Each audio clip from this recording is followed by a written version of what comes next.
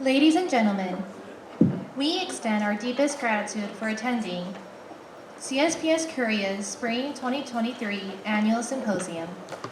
안녕하십니까 귀빈 여러분. 한국 조지 메이슨 대학교 안보정책연구소가 주최하는 2023년 심포지엄에 오신 모든 분들을 환영합니다. I'm Soyoung and this is my partner, Soohoon. We are student fellows at the Center for Security Policy Studies, Korea. And we will be your MCs today. 저희는 오늘 행사의 진행을 맡게 된 안보정책연구소의 학생 펠로우 홍소람 그리고 서승우입니다. This symposium is organized by Center for Security Studies, Korea and hosted by George Mason University, Korea.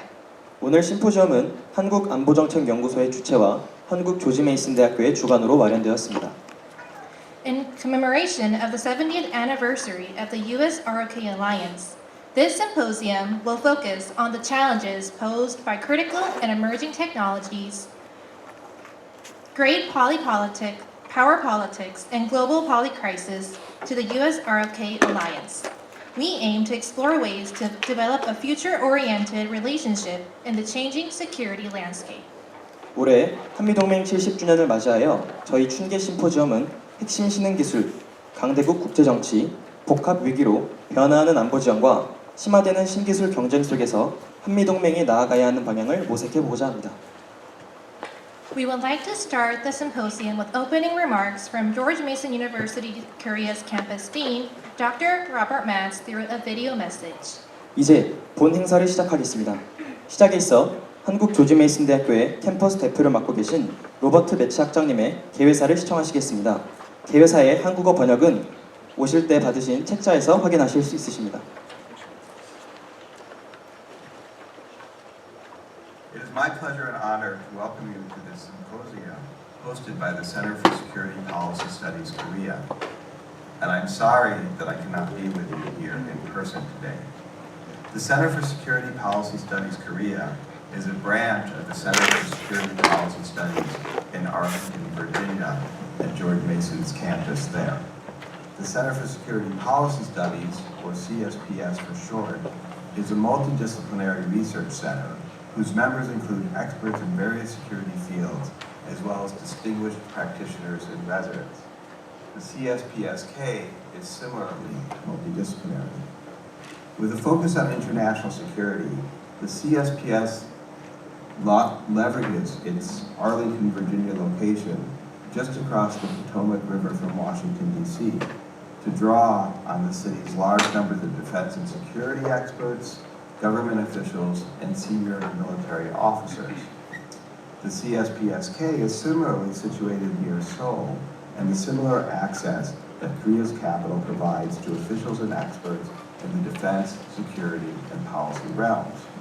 Most of all, the connection between the two centers recognizes the value, indeed the necessity, of dialogue on international security that crosses national boundaries. That connection also contributes to a central mission of George Mason University Korea to provide a platform for transnational dialogue across a range of topics. This year, the United States and South Korea are celebrating the 70th anniversary of their alliance and security relationship. With the fast-changing security environment in the region, and with rising new critical technologies in military affairs, the nature of that alliance requires new consideration. The topic of this year's symposium, therefore, is timely. We are fortunate to hear today from U.S. and Korean scholars and experts on security and technology who will consider with us how new technologies will affect the US-ROK alliance. We also have South Korean government officials joining the symposium as part of their overseas training for a program at George Mason University.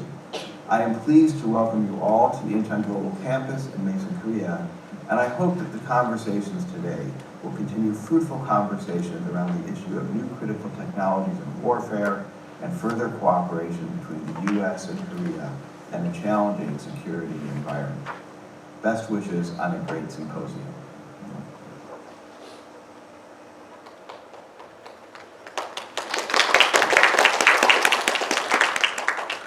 Next, there will be welcome remarks from Dr. Mark Rozell, Dean of Schar School of Policy and Government from the Arlington campus in the U.S. He sent us a video message. 이제 조지 메이슨 대학교 알링턴 캠퍼스 샤르 정치정책대학의 마크 로젤 학장님께서 보내주신 환영사를 시청하시겠습니다.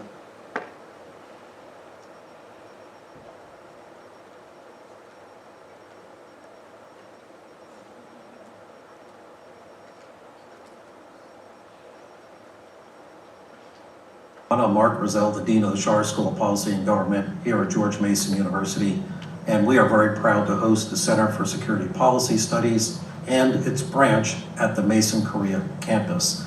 This is now the 5th year in which we have had this annual symposium, and this year's topic is especially timely, the challenges of new technologies and the future of the US-ROK alliance. And this is being done in commemorating the 70th year of the alliance between the United States and South Korea.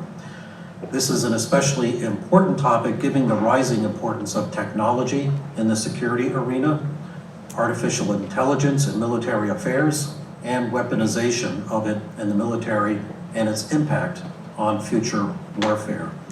I very much appreciate the work that you are doing in the center and at the Mason Korea campus, and I wish you all the best in this program. Thank you.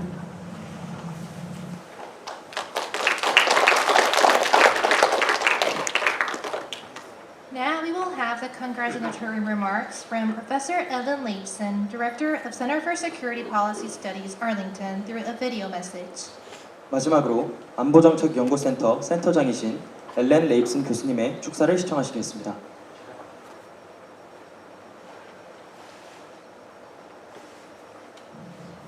Good afternoon. I'm Ellen Laipson, and I'm really delighted to join you, even remotely, just to send a word of congratulations and welcome as you have this important conversation today about the emerging technologies and their impact on the future of the US-ROK alliance.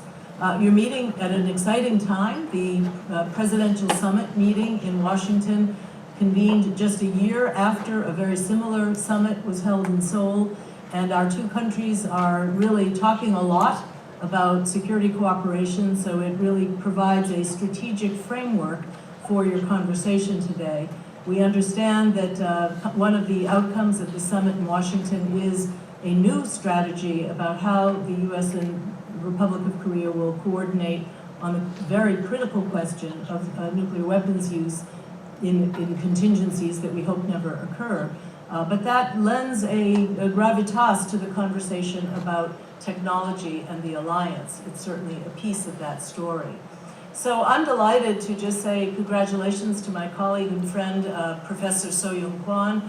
I want to thank her and the students and the faculty that collaborate with the Center for Security Policy Studies in Korea.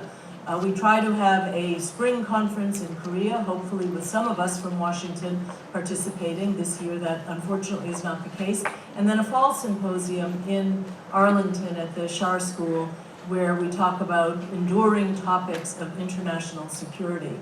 So I thought it might be helpful to just share a few of the highlights of the conference that we held in 2021 on the same topic in a way. The question was technology and the future of warfare. And we had a diverse group of experts with military and scientific backgrounds, as well as people from the policy world who really we all worked together to try to understand the changing impact of technology on the security agenda. We know that historically technology has always been part of how war and peace issues get resolved. Sometimes in a historic battlefield, the combatant that has the newest weapons may prevail, although research also shows that it's often a question of how quickly militaries can adapt and integrate new technologies. Sometimes the new technologies are not as important as the human factors or other factors that determine which party will prevail in a conflict. But we all believe that somehow the question of technology in the 21st century is different somehow, that the technologies are by definition very cross-cutting. They impact civilian life as well as the more specialized field of security, law enforcement, and military operations. And so we have to understand that the policy challenges are quite different. How do we manage dual-use technologies? Where do these technologies get incubated? Is it a military responsibility, or is it happening sometimes in civilian life where it might have a commercial application as well as an adaptation to the security professionals? So a lot of these questions seem to be different in the 21st century, whether it's a question of autonomous weapons or how artificial intelligence could present very serious ethical dilemmas to whether there's human agency in determining how to use force, for example. In our symposium in 21, we looked at biotechnologies, both as a source of weaponization, which is a bad thing, obviously, but also the use of biotechnology for developing national capabilities that would be of relevance to the security forces, such as production of food, production of energy, changing our understanding of material sciences that have certainly applications to security contingencies. But I think that cyber and information technologies are of greatest consequence across our governments as we try to determine who sets the rules. Are there new emerging norms about what is permitted, what is not permitted in both at the domestic level and at the interstate level? So there's a lot of issues for you all to explore. I know you have an outstanding panel of people who will bring both, high-level scholarly and policy conceptual thinking, as well as its pertinence to the application of the very important and growing US-ROK security cooperation. I want to wish you success for a productive and interesting day, and I will look forward to hearing about its outcome. So congratulations and thanks to all of you.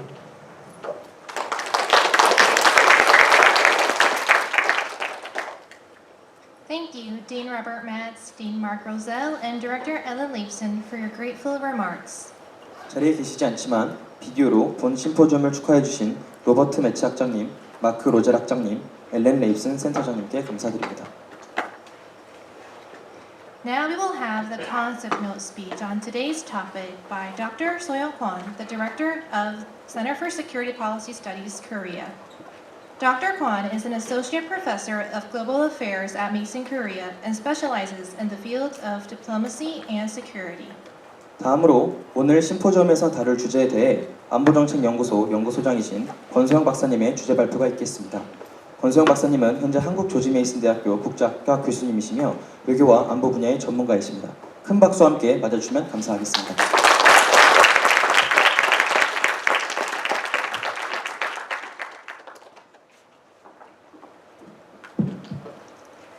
Good afternoon.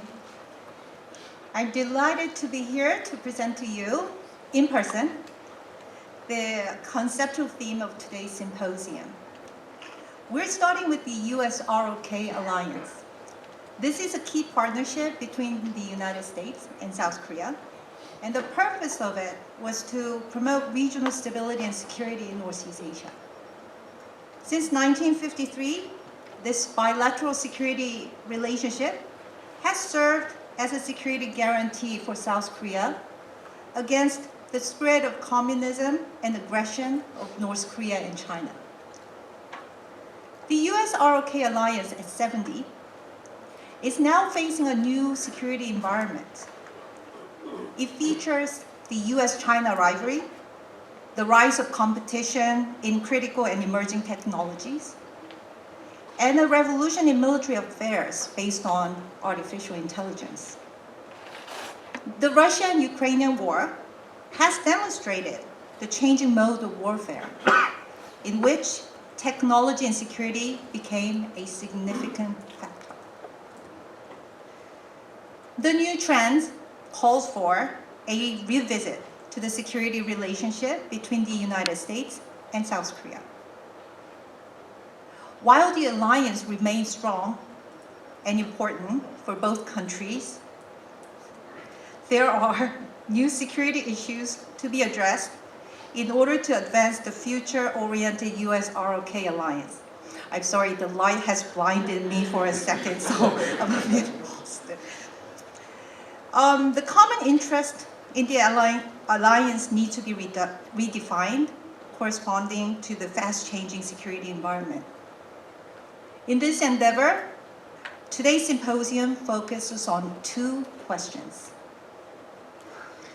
First, how do critical and emerging technologies and the changing mode of future warfare change the security concept, perspectives, and strategies?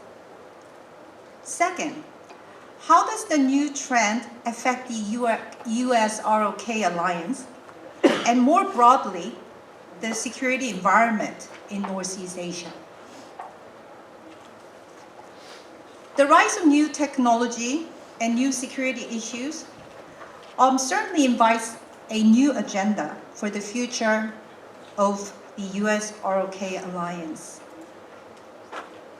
We have to incorporate non-traditional security issues that are becoming increasingly important in the region and the world. These issues include AI, cybersecurity, supply chains, energy security, climate change, etc. They have a direct impact on stability and security of the region, as they can lead to conflict with the neighbors and with the great powers. Moreover, China has become a serious competitor in the emerging technologies to the US. The technological rise of China has changed the US threat perception towards China and its security goals. We observed technological competition in the region, where China heavily invests in AI, 5G networks, the quantum computing, and so forth. So the US-ROK alliance should encourage working together to develop capabilities to maintain its strategic edge and effectively implementing cybersecurity measures.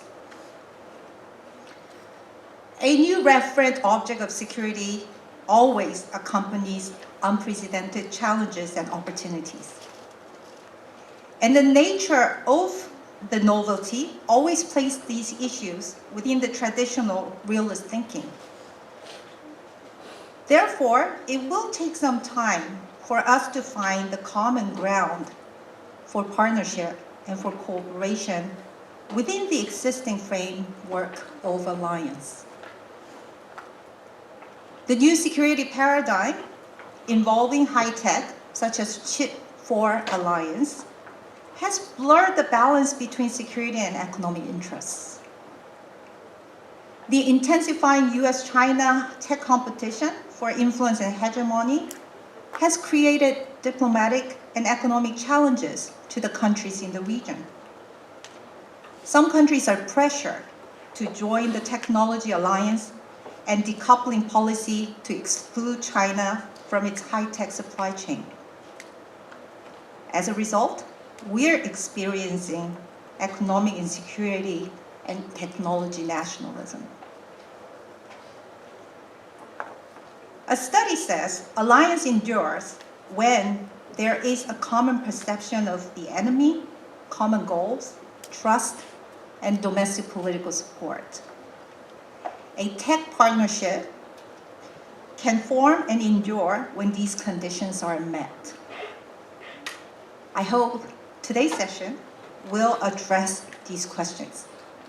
I hope today's session will navigate us through these challenges and opportunities.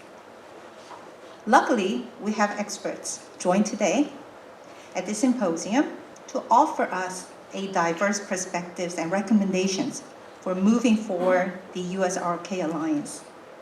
So I thank the panel speakers and participants who are part of this important conversation.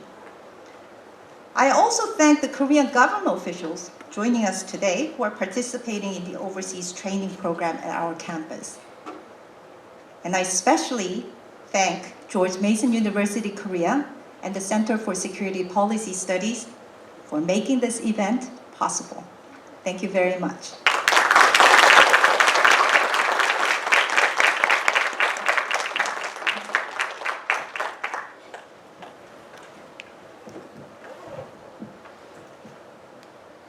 Thank you, Dr. Kwon, for providing a guiding framework of today's symposium through the concept note speech. 오늘 심포지엄을 종합적으로 아우르는 자세한 주제 발표에 감사드립니다. Before we start the first session in a few minutes, we would like to take 3 group photos.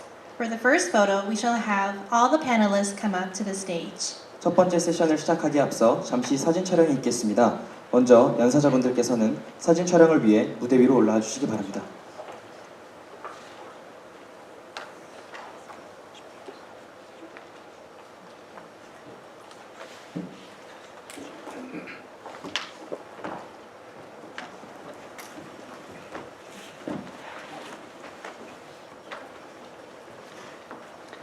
가려줘도 괜찮아요.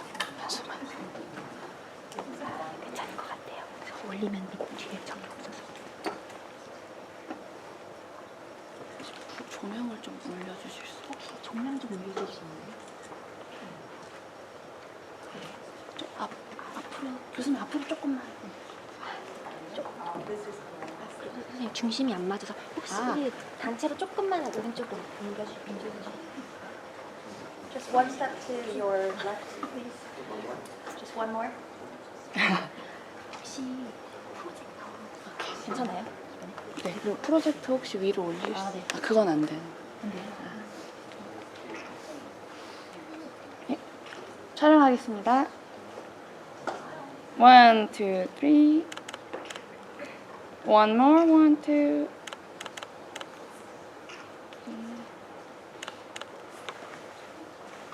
Smile, please. Okay, 1, 2, 3. Yes. 네. For the second photo, we would like the faculty members to come up and join us well. 다음으로 교수진 여러분들께서도 무대 위로 올라와 주시기 바랍니다.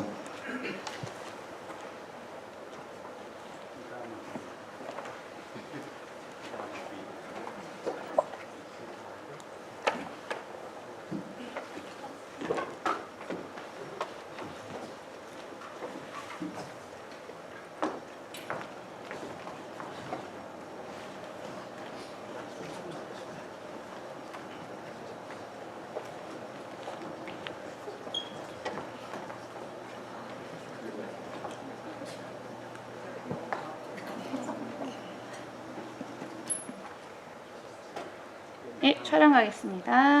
하나, 둘, 셋. 하나, 둘. 다음으로 NHI 측 공무원분들도 무대 위로 올라와 주시기 바라겠습니다. 자, 인재원 with NHI officials press conference.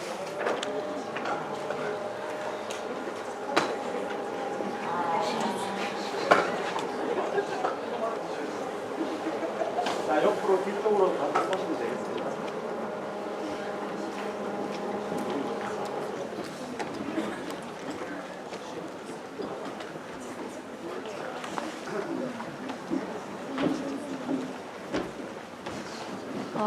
교수님께서 좀 앞쪽으로 다 나오셔도 괜찮을 것 같아요. Can the panelists please step forward? 교수님, 교수님. 오케이.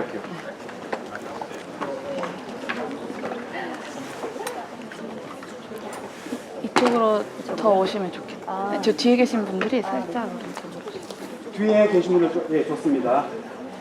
If you cannot see me, your photo will not be on the screen. So okay, looks great.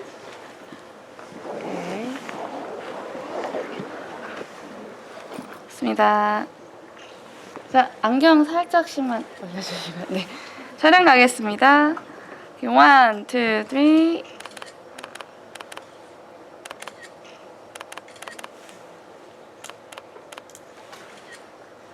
네, 됐습니다.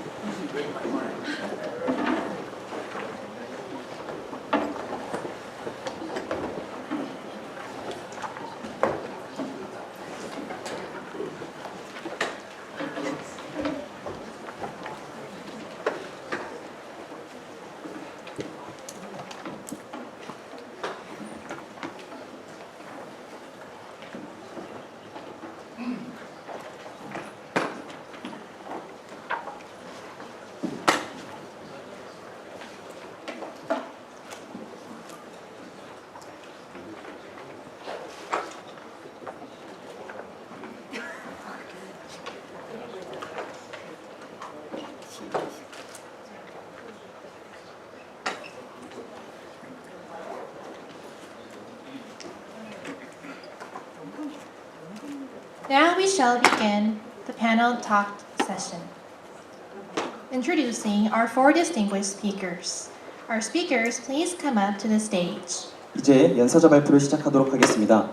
연사자분들께서는 무대 위로 올라와 착석해 주시기 바라겠습니다.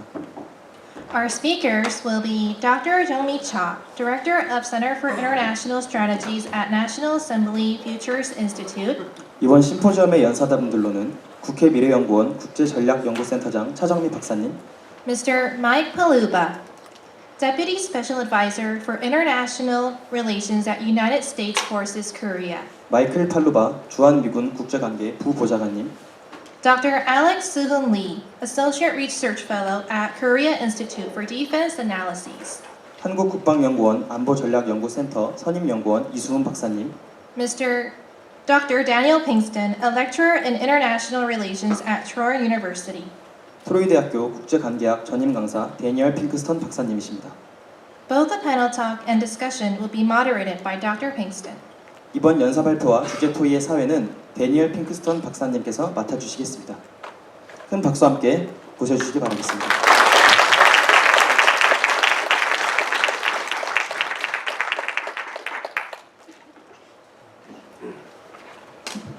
Okay, thank you, and thank you for the invitation. Very pleased to be here.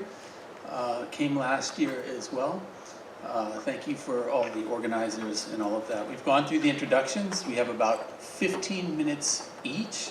I just want to say that the center, I really admire the center's work and how they look at these security problems or issues from a multidisciplinary perspective, which is the perspective I try to take. It's not easy trying to unpack and understand these wicked security problems and find solutions. So we have to work in teams, we have to work together.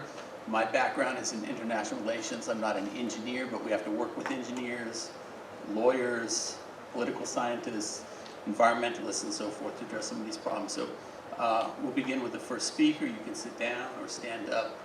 I'll probably do mine standing so I get off my legs. So anyway, Dr.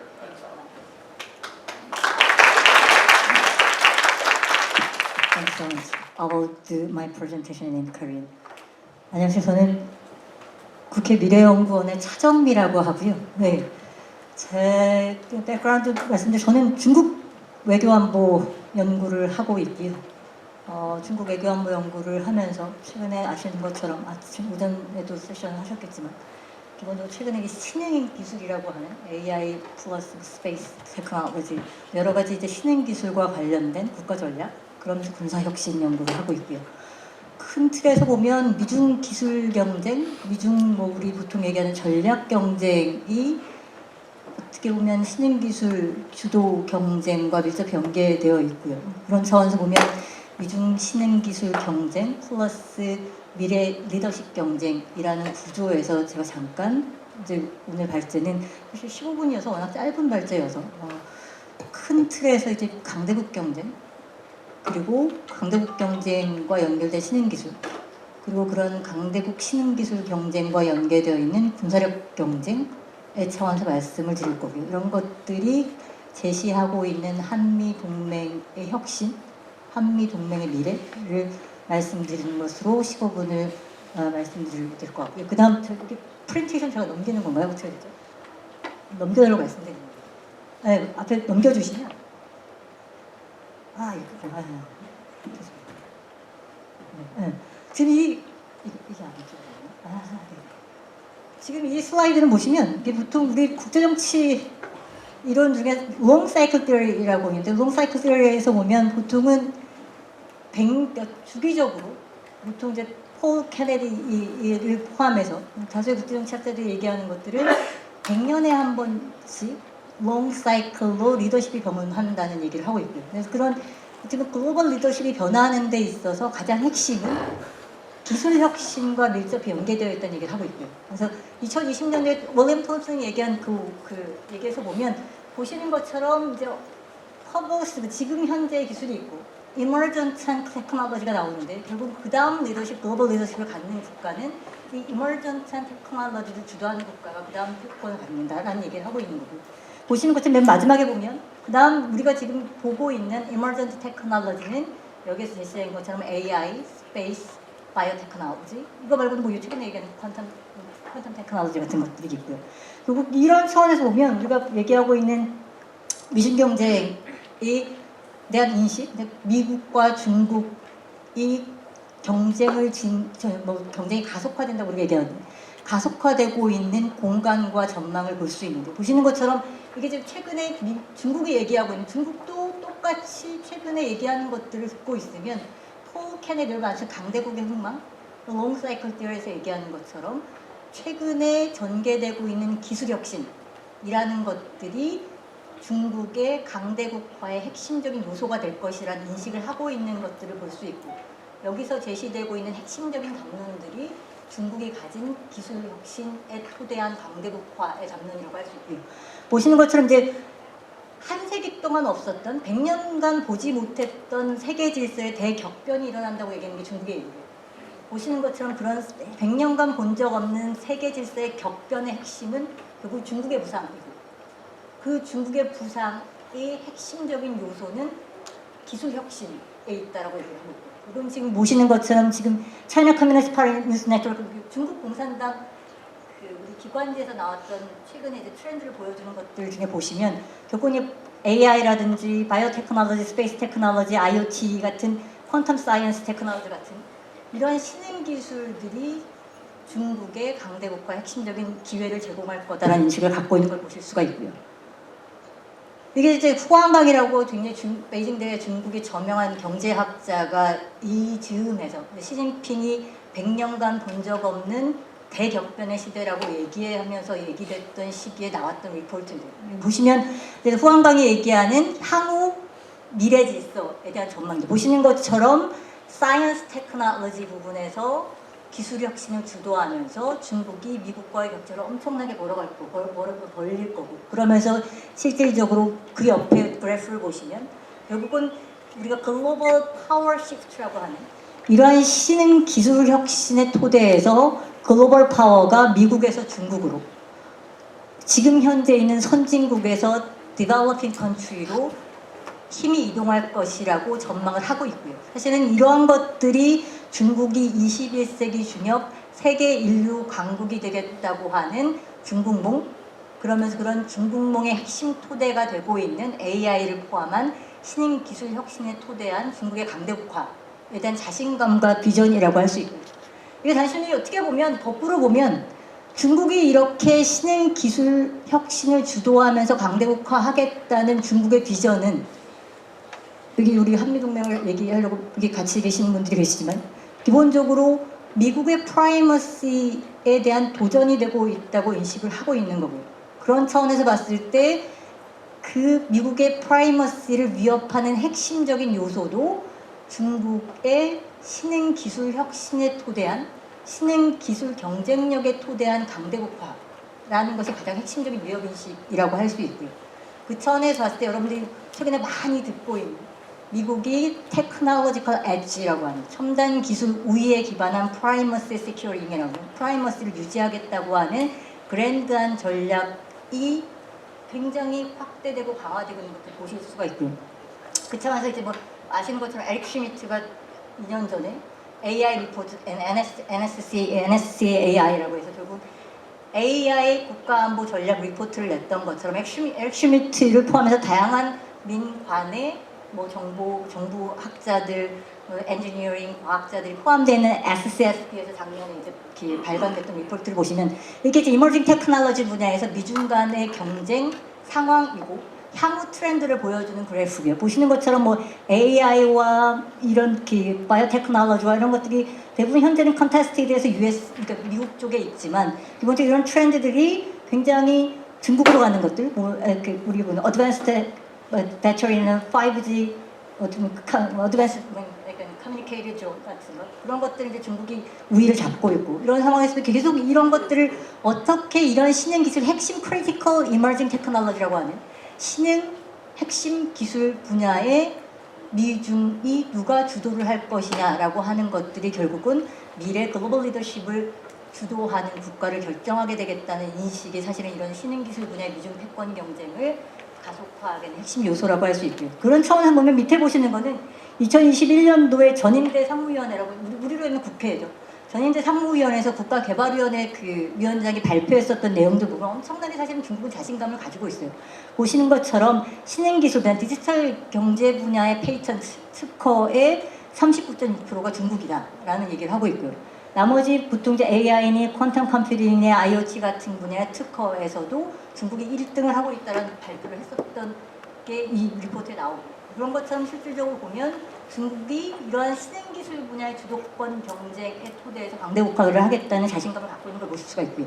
아까 말씀드렸던 것처럼 이런 어떻게 보면 신흥기술 주도의 중국의 강대국화라는 구도하에서 미국이 갖고 있는 나름대로 내셔널 시큐리티 스트래티지의 핵심도 신흥기술 분야를 중심으로 구성되고 있다고 볼 수 있고요. 보시는 것처럼 이게 맨 위에 게 보시면 내셔널 시큐리티 스트래티지 작년에 나왔던 미국의 그 국가안보 전략에 보면 테크놀로지가 굉장히, 이게 사실은 2018년도에 내셔널 시큐리티 스트래티지부터 실질적으로 이머징 테크놀로지에 대한 강조가 굉장히 급격하게 늘어나는데요. 보시는 것처럼 작년에 내셔널 시큐리티 스트래티지에서 보시는 것처럼 결국은 테크놀로지가 미중 경쟁의 핵심이고 테크놀로지가 미국의 프라이머시를 유지하는 데 핵심 요소다라는 얘기를 하고 있고요. 보시는 것처럼 그런 차원에서 보면 내셔널 사이언스 테크놀로지 카운슬에서 CETS 리스트업 하면서 결국은 이런 핵심 신흥기술 분야의 우위를 유지하겠다는 전략을 굉장히 강조를 하고 있고, 보시는 것처럼 내셔널 디펜스 스트래티지 작년에 나왔던 것도 똑같이 이머징 테크놀로지가 결국은 미래 국가 안보의 핵심이다. 결국은 프라이머시를 유지하는 데 핵심 요소라는 얘기를 하고 있고요. 그리고 올해 5초에 나왔던 내셔널 디펜스 사이언스 테크놀로지 스트래티지를 보면 이 옆에 오른쪽의 그래프에서 보시면 내셔널 디펜스 스트래티지 차원에서 결국 국방전략 차원에서 어떤 것들이 크리티컬 사이언스 테크놀로지라는 것들을 보여주는데, 결국은 바이오 테크놀로지, 아시는 것처럼 AI, 퀀텀 사이언스, 어드밴스 커뮤니케이션 뭐 이런 것들이 쭉 나열되어 스페이스 테크놀로지까지 포함해서 결국은 이런 신흥기술 분야가 단순히 미래 경제 성장을 창출하는 것뿐만 아니고 결국은 미래 국방 역량의 경쟁에서 누구가 실질적으로, 그러니까 어떻게 보면 소스 파워가 되느냐를 결정하는 사원에서 보면 신흥기술이 우리의 경우는 이중용도라고 하는데, 그게 신흥기술 이중용도라고 하면 신흥기 AI 같은 것들이 민간의 상업적 용도이기도 하지만 군사적 용도라고 하는 것처럼 결국은 이런 신흥기술이 미국의 프라이머시를 유지하는 경제성장의 효과도 있겠지만 똑같이 군사적 압도적 우위를 유지하는 핵심 요소라고 얘기를 하고 있는 거고요.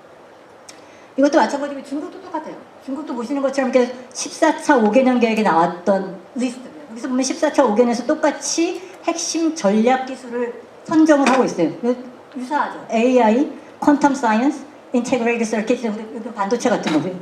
그러면 결국은 바이오 사이언스, 바이오 테크놀로지, 그리고 에어로스페이스 테크놀로지, 딥 어스, 딥 시 같은 이런 것들이 실질적으로 중국이 핵심 전략 기술이라고 얘기하는 것들이고, 보시면 밑에 보시면 이제 핵심 전략 산업이라고 얘기하는 것들은 차세대 정보통신, 그리고 바이오 테크놀로지, 뉴 머티리얼스, 하이엔드 이퀴프먼트, 뉴 에너지 비클 같은, 그리고 보시면 굉장히 유사하게 핵심 신흥 기술을 규정하고 있고, 중국은 국가 차원에서 이런 전략 기술로 육성하고자 하는 것들을 플래닝을 계속 보도하고 있고 구체화하고 있는 걸 보실 수가 있고요. 이게 작년 말에 있었던 20차 당대회, 중국 공산당 당대회에서 이제 제시됐던 내용들을 보시면 20차 당대회 때 핵심적으로 얘기됐던 건 고도의 과학기술 자립자관이에요. 결국은 디펜던시를 줄이겠다는 거고, 그리고 서부의 대중국 견제가 강화되는 환경 속에서 중국이 핵심 신흥기술 분야에 자립자강을 하겠다는 얘기를 계속 하고 있고요. 그 차원에서 보면 차세대 통신, 그리고 AI, 바이오 테크놀로지, 그리고 뉴 에너지, 그리고 뉴 머티리얼스, 하이엔드 이퀴프먼트, 그린 인더스트리, 결국은 위에서 보시는 전략 기술을 그대로 20차 당대회에서도 반복하고 있는 걸 보실 수가 있고요. 이런 것들이 단순히 이제 중국이 국가 전략 차원에서 신흥 기술을 육성하는 것뿐만 아니고 중국이 21세기 중엽에 세계 인류 강군이 되겠다고 하는 강군몽이라고 보통 이렇게 중국 연구자들이 얘기합니다. 결국은 세계 인류 강군이 되겠다는 강군몽을 실현시키는데도 신흥 기술이 핵심이다라고 얘기를 하고 있어요. 보시는 것처럼 2019년 중국의 국방백서가 발간됐는데 똑같아요. 그리고 국방백서에 발간된 내용 중에 핵심은 결국은 AI와 바이오와 스페이스 테크놀로지 같은 신흥 기술이 결국은 중국의 21세기 중엽 세계 인류 강군이 되는데 핵심 요소다라고 얘기를 하고 있는 걸 볼 수가 있고요. 2020년 말에 중국 국방법이 개정됐는데 국방법 개정되는 거에서 밑에 보시면 국방과학기술연구생산이라고 하는 별도의 장이 생겼어요. 원래 없었던 거.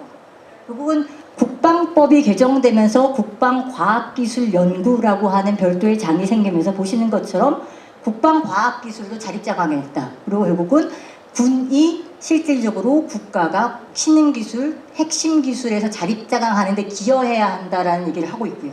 이런 것처럼 신흥기술은 미국뿐만 아니고 중국에서도 인류 강국화하는 것, 인류 강군화하는 것, 결국은 듀얼 유스 차원에서 신흥기술을 핵심적으로 다루고 있다는 걸 보실 수가 있고요. 이게 이제 2019년에 나왔던 그 중국 인공지능 백서 중에 하나인데요. 보시면 중국은 뭐 아시는 것처럼 국가가 주도해서 신흥기술을 육성하고자 하고 있고, 보시는 것처럼 이제 중국을 막고 그러면서 국가 대표 챔피언을 만들겠다고 하면서 했던 얘기가 뭐냐면 자율주행은 바이두가 하고, 텐센트가 실제로 여기 의료, 첨단 의료를 하고, 보시는 것처럼 알리바바가 스마트 시티를 하고, 하이큐비전이나 매그비 같은 아이플라이트 음성을 하고, 여러분 많이 들어보셨을 거예요.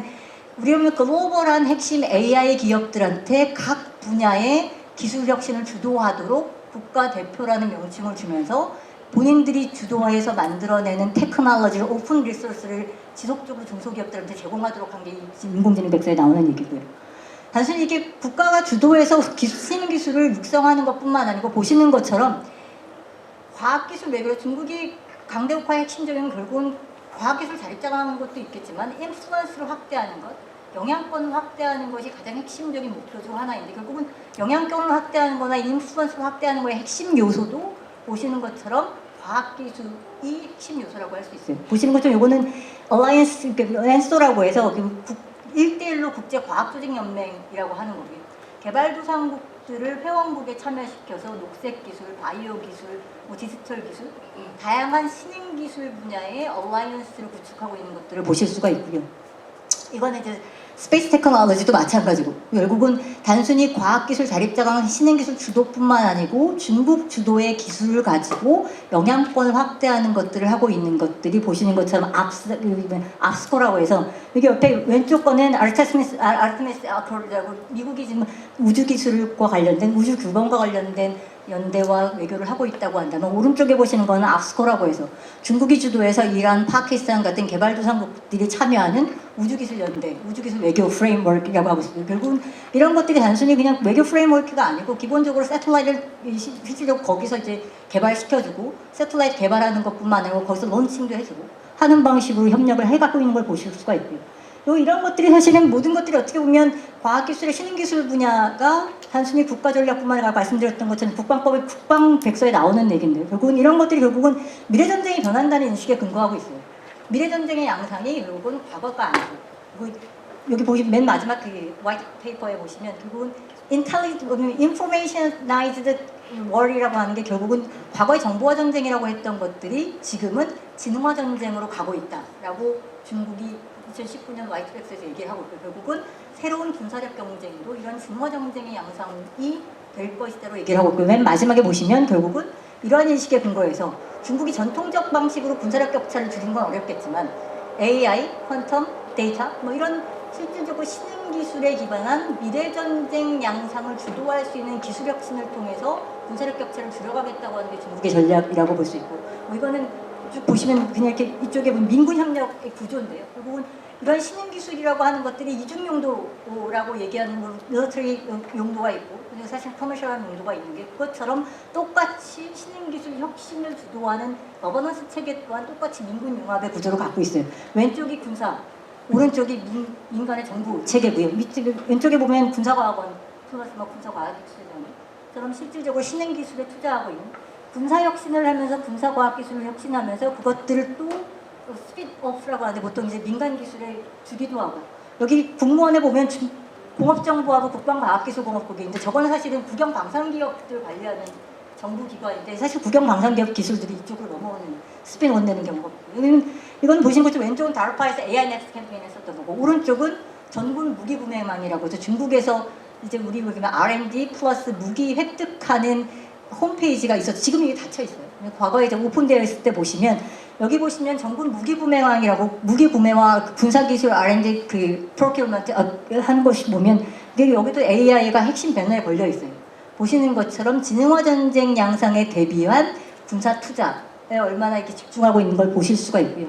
이거는 이제 아까 오른쪽에 보셨던 전군 무기망에 이렇게 오픈돼서 쭉 리스트업되어 있는 것 중에 제가 몇 가지를 가지고 온 건데, 보시는 것처럼 상당액이 군비 투자의 상당액이 국방과학기술 신흥기술 투자에 되고 있고요. 결국은 이제 미래전쟁의 양상이 변한다는 아까 그 인식의 근거에서 미래전쟁에서 이기기 위한 실질적인 어떻게 보면 군사과학기술을 발전시켜서 우리 보면 진흥화 전쟁에서의 압도적인 역량을 발휘하겠다는 얘기를 하면서 얘기하고 있는 것들, Research on Emerging AI Technologies, 이게 중국 군사위원회뿐만 아니고 육해 공군 전략지원부대라고 하는 최근에 전략지원부대라고 하는 게 새로 생겼는데, 전략지원부대를 포함해서 다양한 군에서 AI나 무인기 그리고 커버네이티브 도메인 같은 인지전, 그리고 밑에 보시면 블록체인 베이스드 사이버 시큐리티 같은 그럼 굉장히 다양한 신흥 기술에 기반한 군사과학기술 투자를 하고 있는 걸 보실 수가 있고요.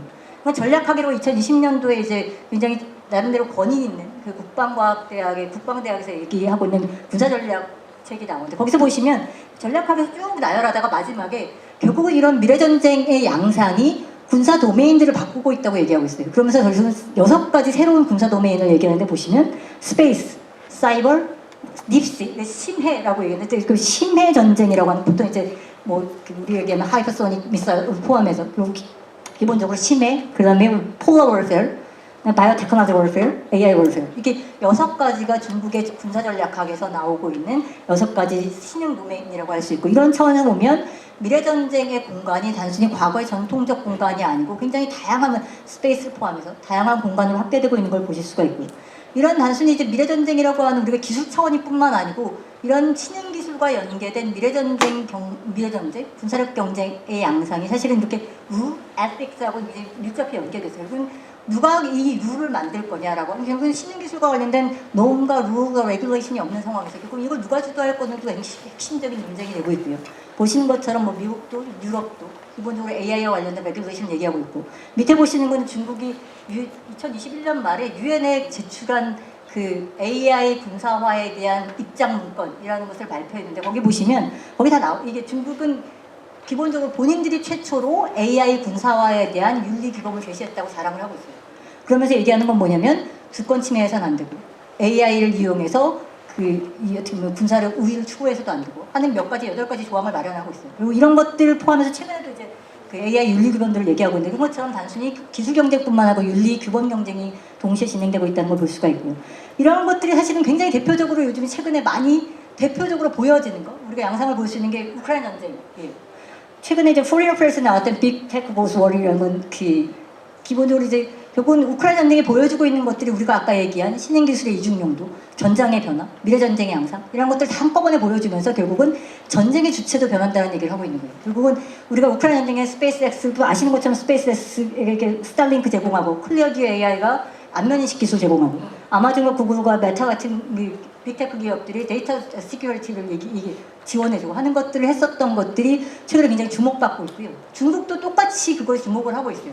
중국은 뭐라고 하냐면 실리콘밸리 군단이 나타났다 이렇게 얘기해요. 결국은 미래전쟁의 양상은 단순히 전통적인 전쟁과 전통적인 전투원이 아니고 새로운 공간과 새로운 전투원들을 발생시키고 있다고 얘기를 하고 있고, 그 차원에서 보면 밑에 이렇게 5개 놓은 거는 이것뿐만 아니고 굉장히 많지만, 아까 우리 옆에 보셨던 AI 챔피언이라고 보셨던 몇 개 기업들이, AI 핵심적인 국가대표 기업들이 있잖아요. 미국이 제재를 블랙리스트에 다 들어가 있어요. 보시는 것처럼 매그비, 센스타임, 아이플라이텍 이런 AI 기업들은 다 미국 제재 대상이에요.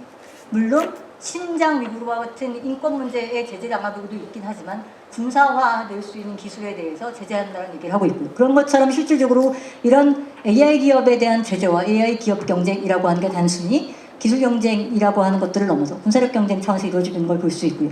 그 차원에서 보면 이제 여기 한미동맹 70주년 기념해서 우리가 같이 모여서 얘기할 수 있는 것 중에 하나는, 기본적으로 우리가 얼라이언스라고 얘기할 때 아까 중국이 얼라이언스라고 얘기하면 우리랑 좀 달라요. 연대라고 얘기하죠. 결국은 우리는 얼라이언스, 한미동맹에게 얼라이언스라고 하면 밀리터리, 이렇게 전통적인 군사 안보를 동맹을 얘기하겠지만, 앞으로의 전쟁이라고 하는 건, 앞으로의 시큐리티라고 하는 건 완전히 다른 양상일 거고, 그렇게 보면 우리가 얘기하는 얼라이언스 개념도 이노베이팅 해야 된다. 결국은 동맹의 혁신이라는 게 굉장히 이러한 변화의 트렌드에 부합하는 방향으로 가야 된다는 생각을 하고 있고요. 옆에 제가 나열해 놓은 거는 뭐냐면 내셔널 시큐리티 스트래터지하고 이게 UN National Defense Science Technology Strategy 나왔던 문구예요. 이게 이제 미국이 얘기하고 있는 보통 이제 테크나 단순히 안보동맹의 테크놀로지 단순히 밀리터리 알라이언스가 아니고 이런 기술의 동맹이 굉장히 중요하다는 얘기고 결국은 그런 차원에서 보면 한미동맹도 어떻게 보면 혁신동맹이라고 하는 여기 핵심 크리티컬 우리 이머징 테크놀로지가 사실 한국도 12개 이머징 테크놀로지를 규정하고 있는데 이제 이런 부분에서 신흥기술의 동맹이라고 하는 것, 신흥기술 협력이라고 하는 것들이 향후에 우리가 얘기하는 시큐리티 얼라이언스 핵심이지 않을까 생각합니다. 여기까지 말씀드렸습니다.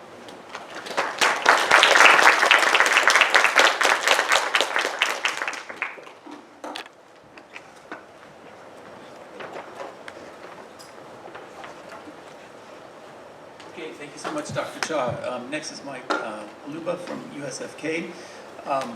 Great talk. I want to have you come as a guest speaker at my class. I teach a class on Chinese intelligence and international relations. So this issue of competition over new technologies and how it impacts economics, rents, global rents and markets, and insecurity, and the Chinese model, the relationship between China, the state, the party state, and the military, and then firms, and how they're moving this military civil fusion program forward. It's really fascinating. Love your talk. Oh, sorry for the interruption, but we would like to announce once more and remind the panelists and speakers that your presentation should be 15 minutes. We have a timekeeper next to the camera over there, so she'll be saying 10 minutes, 5 minutes, and 1 minute. So please refer to the timekeeper. Thank you so much. Okay, so for the record, I cannot see because of the light your placard, where you're located right now. Okay. Thank you, Dr. Kwon, George Mason, my distinguished colleagues. I'm happy to be here today. To my translators in the booth, I have great respect for what you do, and I apologize in advance. I'm Mike Paluba. As stated, I'm with USFK. Before beginning, I want to say the views, opinions, and comments expressed in my presentation are my own and do not necessarily reflect the views, opinions, or policies of the United States Forces Korea, United States Armed Forces, or the United States Department of Defense. My presentation appears rather elementary compared to Dr. Cha, so I'm going to bring it down a little bit. Last year I wrote a lengthy article titled "Angry Kitten, the Chinese Communist Party Planned to Take Taiwan and a U.S. Roadmap to Retain the Status Quo." As part of my presentation today, I will introduce you to my argument, and then I'll attempt to seamlessly transition into today's topics. I have linked these two efforts because China is seeking to alter the status quo on multiple fronts, starting first with Taiwan, followed by Asia, and then likely the world. As for my China-Taiwan article, I offer the following. Chinese Communist Party leadership has made clear their intent to eventually return Taiwan to the motherland. This reunification is non-negotiable. Most Western academics, however, have centered on PRC likely kinetic operations to include a complicated amphibious invasion to accomplish the task. Yet recent Russian actions in Ukraine have given CCP, the Chinese Communist Party, a detailed look at the complexities of conflict. Given this, CCP is keenly aware of the need to rapidly resolve the Taiwan issue and prevent an intractable conflict. The current Russian military operation in Ukraine has provided the CCP tremendous insight into the international community dilemma in responding comprehensively to a nuclear-armed state and confirmed the impenetrability of potential international community logistic support to the island of Taiwan.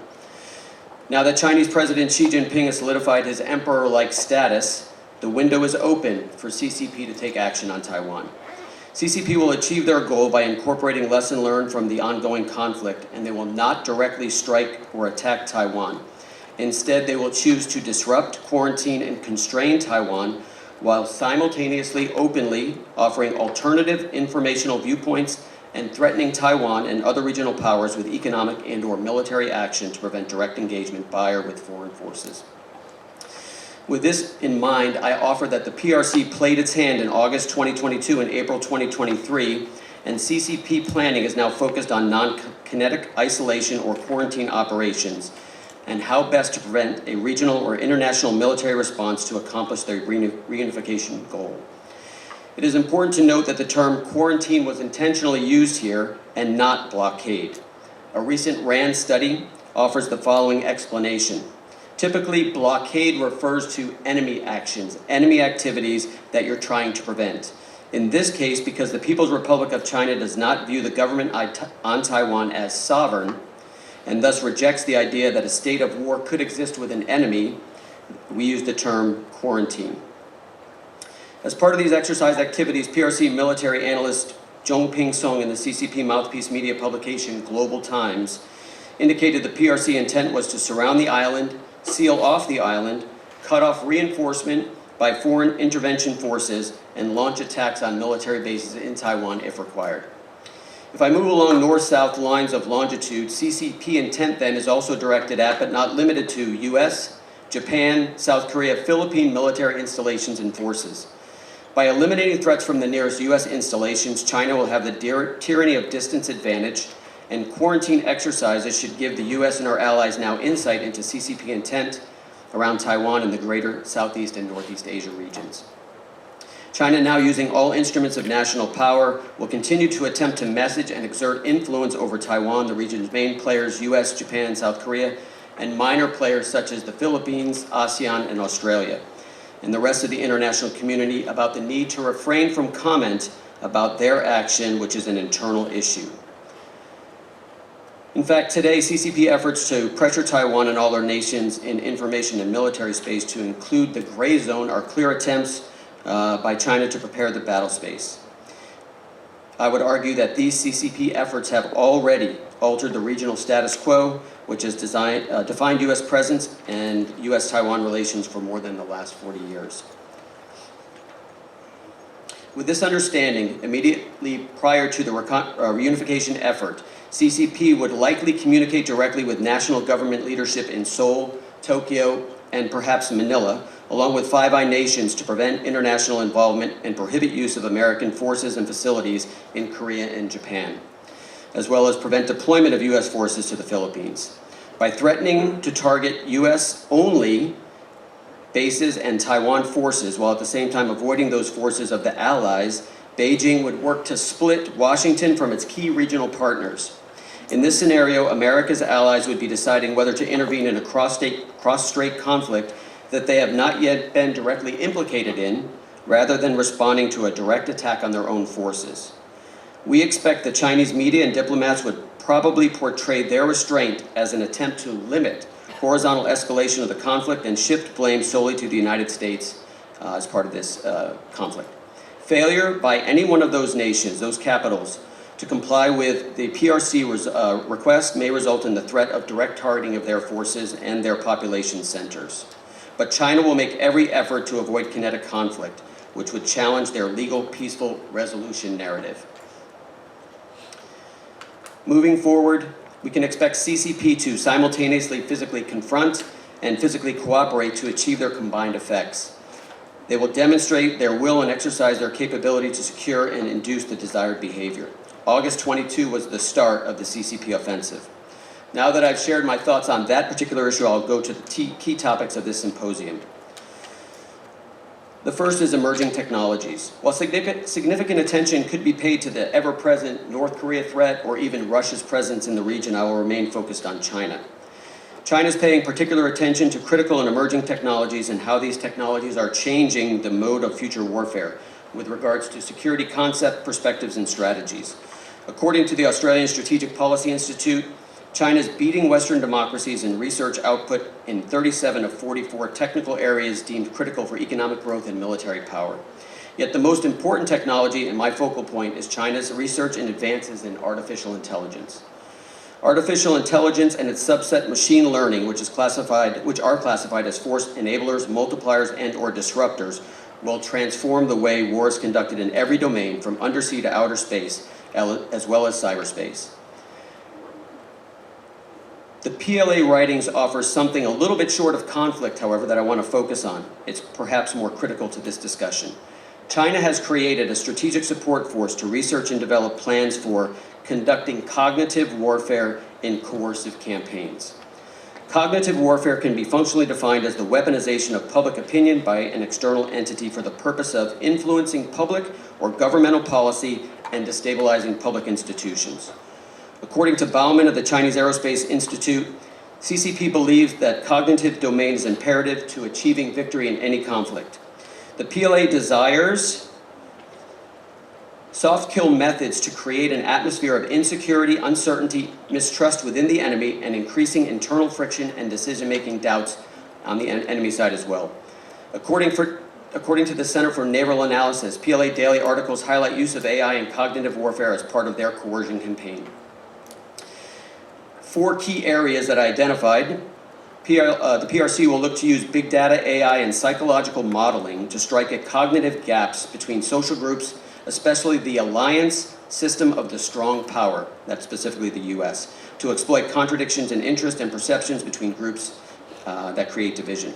They will look to expand databases and create libraries, develop AI applications to create an interconnected media environment that effectively coordinates messaging and accelerates the linking of information within the cognitive domain operations. And they will look to preempt any action. Bauman also highlighted PLA Daily articles that addressed 8 operational characteristics of the cognitive domain, 2 of interest. The 3 powers, PRC believes they have the right to define the nature of the event, using information, the dominance of the event process, and the right to judge the outcome of the event. They seek to shape who people believe is the winner and loser of the activity. And information is ammunition.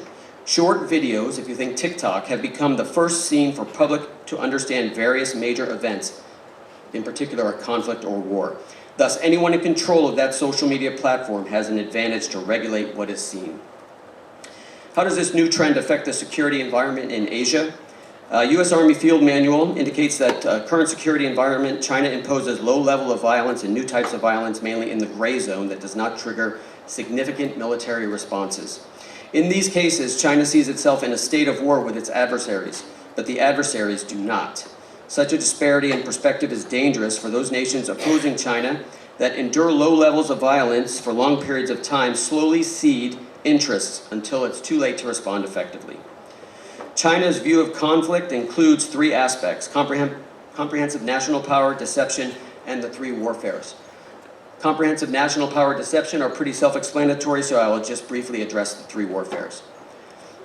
The 3 warfares are public opinion, psychological, and legal. Public opinion is China's high-level information campaign designed to set the terms of political discussion. They view this effort as capable of seizing the initiative in a conflict before any shots are fired and shaping public discourse, influencing political positions and building international acceptance of Chinese interests. Psychological is a deliberate manipulation of psychological reactions to target audiences designed to create and reinforce attitudes and behaviors favorable to Chinese objectives. And legal is the setting of legal conditions for victory, both domestically and internationally. Understanding this perspective and intent leads to our recommendation for the future US-ROK security alliance.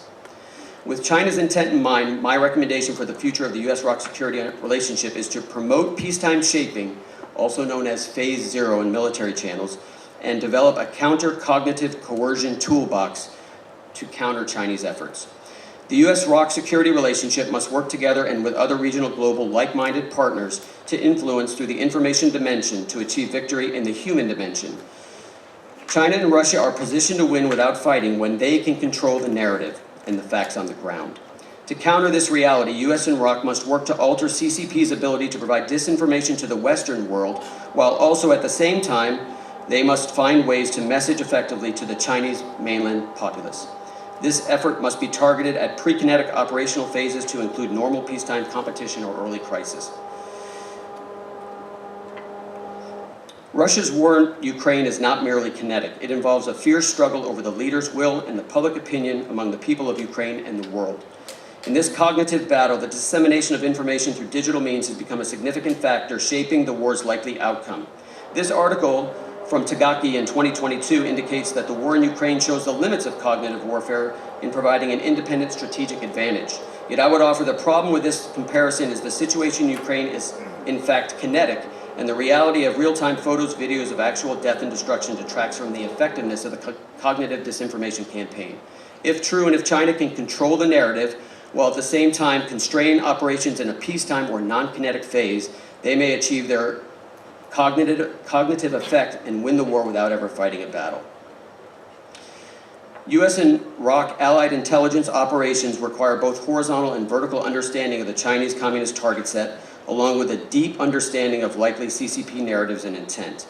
In addition to developing capabilities to obtain necessary intelligence data, tools to counter the threat, and agreements to share information, the allied intelligence community and operational commanders must be empowered with the authority to act and neutralize CCP disinformation efforts when required.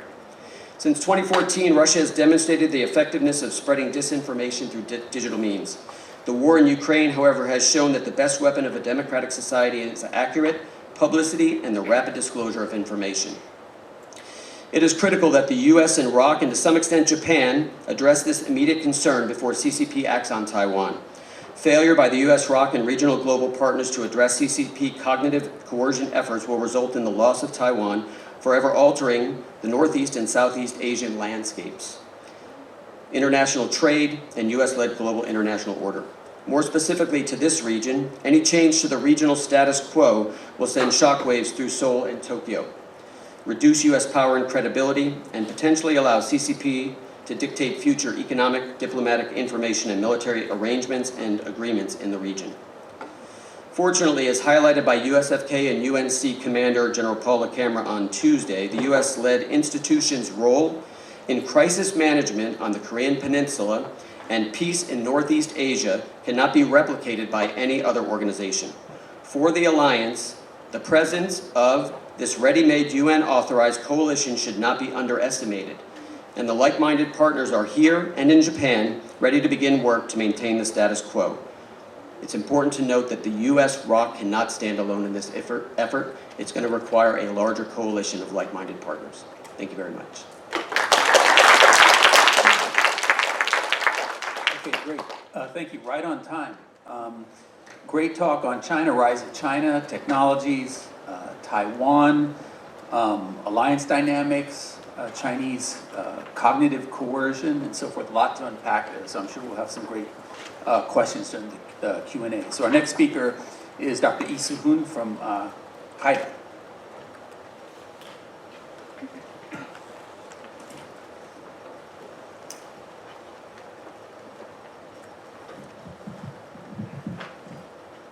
Good afternoon.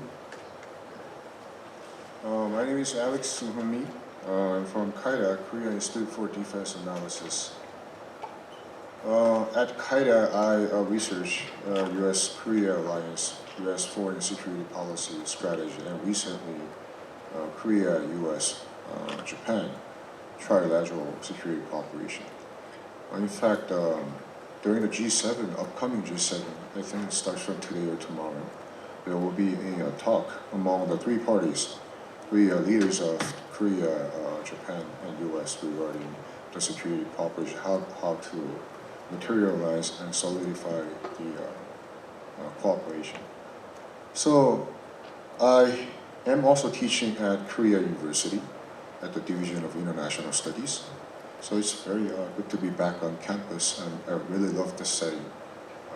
And also great to speak to the students of George Mason and the government officials, I think from 50 different branches, I heard. So, like I said, my expertise is in ROK-US alliance, but for this specific symposium, I was asked to present on also the tech cooperation between the alliance. So I was thinking, what should I be talking about? So I came up with the topic of disinformation. I think that's one of the most important topics recently, and also recent between the alliance between US and ROK. And over the last summit, a few weeks ago, President Yoon and President Biden also talked about this specific topic. So I'm going to talk about this.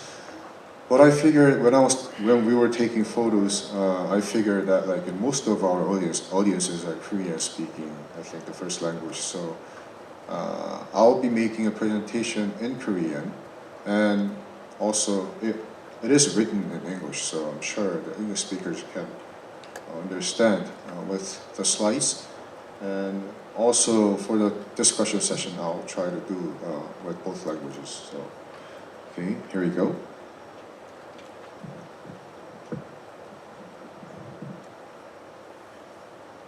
네, 오늘 발표를 이 차례는 한미 동맹이 현재 어떠한 방향을 지금 가지고 있는지 그걸 갖다가 일단 말씀을 드리고요.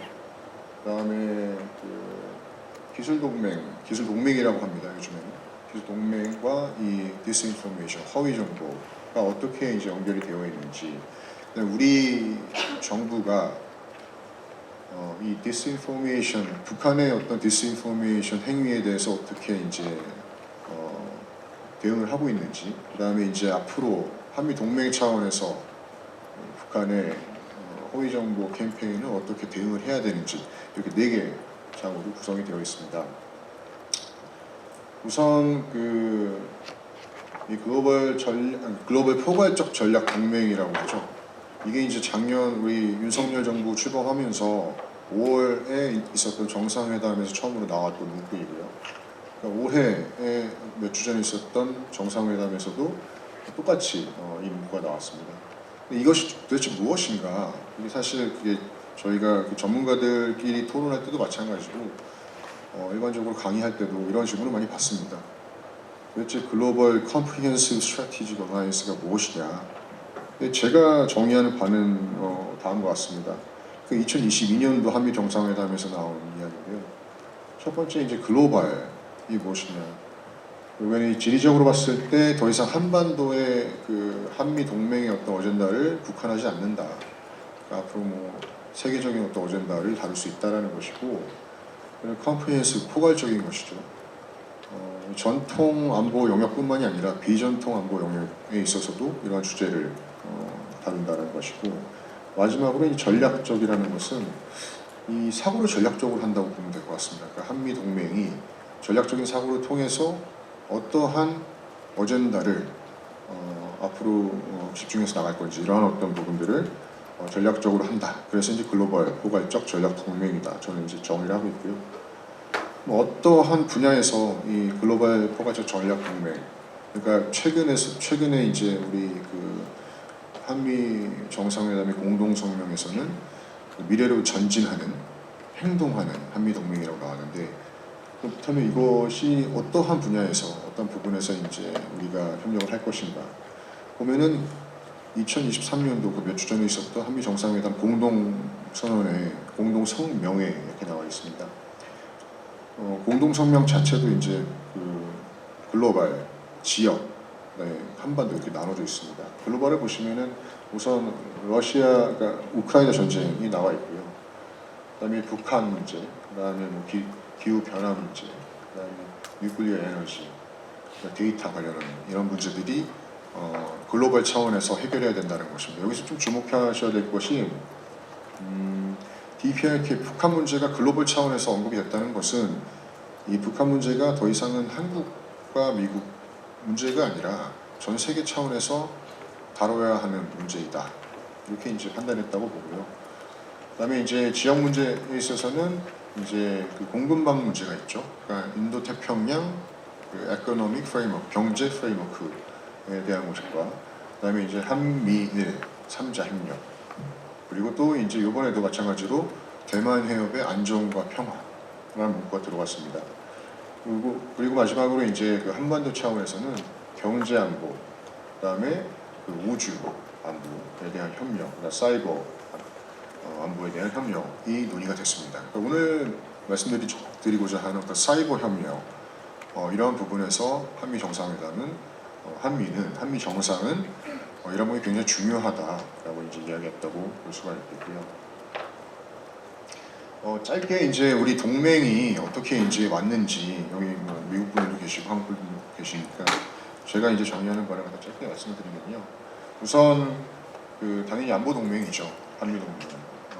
1953년도에 한미 방위 조약이 있었고, 그러면서 이제 우리 혈맹이라고 하는데, 혈맹이 왜 혈맹이냐? 6.25 때 이제 한국 전쟁에서 같이 피를 흘리며 싸웠다 해서 혈맹이라고 알고 있는데, 그게 결국 89년, 그러니까 90년 초반까지 냉전이 끝날 때까지 이러한 형태를 갖고 왔었고, 이제 90년대 들어갔고 냉전이 끝나고 찰스 프라테모의 말을 빌리자면은 유니폴러 모먼트, 미국의 단극 체제가 시작되면서 한국도 그만큼의 어떤 경제적인 어떤 그 성과를 발전을 이뤘고요. 그때부터는 이제 Transitional Alliance라고 해갖고 조금 이제 그 과도기적인 성격이 있었다고 보고요. 그다음 2002년도에 그 9.11 테러 이후에서부터는 더 이상 안보만의 동맹이 아니라 경제 동맹, 뭐 문화 동맹 이렇게 어떤 전략적 동맹의 어떤 위치에 들어섰다. 그러면서 뭐 FTA가 있었고요, 한미 FTA가 있었고, 그러면서 이제 뭐 트럼프 행정부 시기 와서는 뭐 Transactional Alliance라고 해서 뭐 거래적 동맹 이러한 어떤 평화되는 것도 있었지만 결국에 현재까지 왔다. 글로벌 포괄적 전략 동맹의 어떤 위치에 오래됐다라고 볼 수 있겠습니다.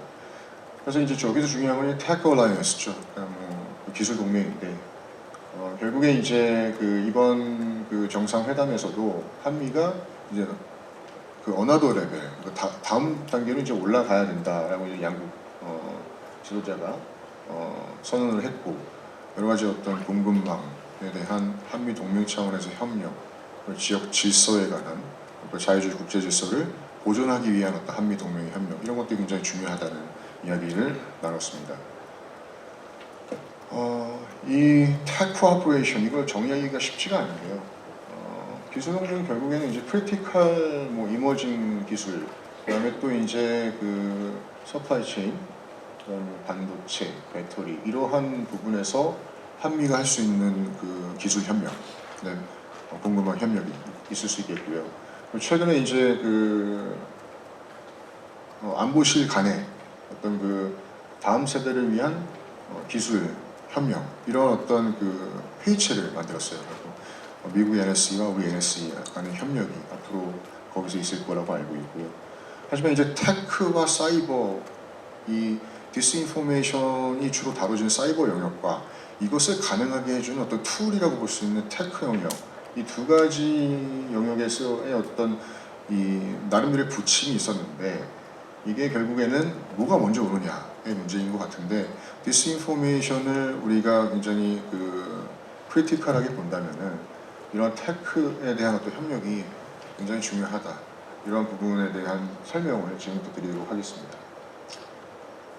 이 사이버 세큐리티 협력에 대해서 이제 그 미국과 한국은 전략적으로 협력을 하기로 협의를 했습니다. 이게 무엇이냐? 결국에는 사이버 adversaries, 사이버 적, 주로 북한을 지금 말씀을 드리는 것입니다. 그에 대해서 어떻게 공동으로 대응하느냐에 대한 것이고, 그렇다면은 우리 동맹 차원의 어떤 그 인프라스트럭처, 사이버 세큐리티 인프라스트럭처를 갖다가 늘리는, 발전시키는 어떤 그 여러 가지 어떤 협력을 해야 된다는 것이고요. 결국에는 북한의 어떤 그 사이버 범죄죠. 이런 것들을 갖다가 한미가 어떻게 하느냐는 걸 갖다가 이제 우리가 생각을 해야 되는데, 결국에는 이 북한이 이러한 어떤 사이버 여러 가지 범죄를 통해서 이윤을 만들지 않고, 또 한국 내의 어떤 정치적 갈등을 일으키지 않으면서 동시에 한미 동맹에 어떤 해를 끼치는 그런 행동을 못하도록 이제 하는 것입니다. 디스인포메이션 본격적으로 말씀을 드리면은 조금 더 저희 Q&A에서 더 얘기할 수 있을 것 같은데요. 디스인포메이션은 이제 그 거짓 정보죠. 그 미스인포메이션과 디스인포메이션 다른 점은 디스인포메이션은 이 의도, 인텐션이 있는 것입니다. 있으면서 그 교란을 하는 것이죠.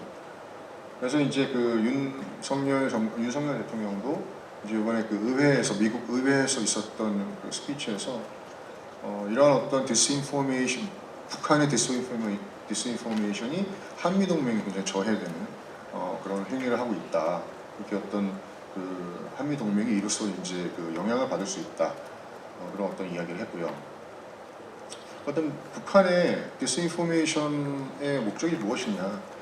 결국에는 이제 북한 여러 가지 분석이 있지만 북한의 어떤 그 목적은 언제나 이제 정권의 서바이벌이죠, 생존인데 김정은 체제의 서바이벌인데, 결국에는 이러한 디스인포메이션을 통해서 남남 갈등을 일으키고 한미 동맹을 교란하면서 북한의 어떤 그 생존을 지키겠다라는 것이고요. 결국 여기서 그 여러 가지 방법이 있겠지만 이 제이슨 버틀렛이라는 그 디플로매트에 기고한 그분의 이야기를 보면은 북한은 이 디스인포메이션을 하기에 너무 좋은 환경이에요. 왜냐하면 당연히 정부, 북한의 체제가 모든 스테이트 미디어를 갖다가 현재 매니플레이트 할 수 있고 또 컨트롤할 수 있는 부분이기 때문에 당연히 북한이 이러한 것들을 할 수 있는 부분이 굉장히 많다. 그리고 이 부분을 통해서 돈을 벌기도 하고요. 그렇기 때문에 한국과 미국에 비해서 디스인포메이션 캠페인을 하기 굉장히 좋은 환경이다. 그런 것입니다. 예를 들어서 뭐 두 가지를 갖다 제가 예를 들었는데 북한 국내와 북한 외, 국외에서 할 수 있는 디스인포메이션의 어떤 행위가 뭐가 있느냐. 보시면 이제 코로나19를 예를 들 수 있는데 코로나19 관련해서 이제 북한 내부에서는 그런 어떤 선전을 했죠. 그러니까 한국과 미국 굉장히 어렵게 지금 코로나19를 견디고 있다. 많은 사람이 죽었다. 이런 허위 정보를 함으로써 우리는 세이프하다. 거꾸로 이제 또 역으로 이제 뉴스를 내보내는 겁니다. 북한 체제에서. 그러면서 이제 북한 주민들을 안심시키고 북한 주민들이 김정은 체제를 갖다 믿고 갈 수 있게끔 그렇게 하는 것이고요. 이 해외에서는 당연히 이제 북한이 뭐 이렇게 Korean Institute for Liberal Democracy는 그 조직에서 그러한 기관에서 나온 리포트를 보면은 북한이 뭐 7,000명의 그 디스인포메이션을 할 수 있는 그런 에이전트를 들이고서 하고 있다고 합니다. 이렇게 하면서 예를 들어서 이런 북한 주민들이 굉장히 잘 살고 있다라는 모습을 보여주고 그렇지 않은 상황에서 그런 부분을 갖다 유튜브에 내보내고 있고요. 이 인원 중에서는 우리 2009년도에 당한 적이 있지만 디도스 공격을 할 수 있는 이러한 부분도 있습니다. 네, 그렇다면은 이제 이러한 여러 가지의 북한이 지금 행하고 있는 디스인포메이션 캠페인에서 우리가 할 수 있는 부분이 무엇이 있냐? 일단 첫 번째는 우리 내부적으로 정보, 그다음에 또 이제 국방부, 외교부의 어떤 협력을 통한 제도화를 시키는 부분이 있을 수 있겠고요. 두 번째는 민과 공이 같이 이제 파트너십을 해서 이러한 테크 코퍼레이션에 대한 논의를 열 수가 있을 것 같습니다. 그리고 또 우리 여기 계신 분들과 같이 이 대중이 이런 디스인포메이션에 대한 어떤 경각심을 가질 수 있도록 그런 부분을 갖다가 이야기할 수 있을 것이고요. 그러면 한미 동맹 차원에서 무엇을 할 수 있느냐?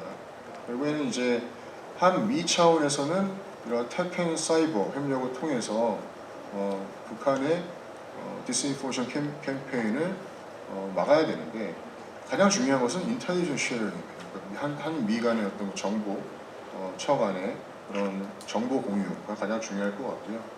이런 구체적인 어떤 방법을 통해서 저는 제안할 수 있는 것이 몇 년 전부터 이제 시작되기 했는데 2+2 미팅, 예를 들어서 국방과 정보 간의 어떤 한미 간의 미국의 DOD, CIA, 우리의 어떤 M&D, 그다음에 KCI, NIS의 어떤 교류 등이 있을 것으로 생각을 합니다.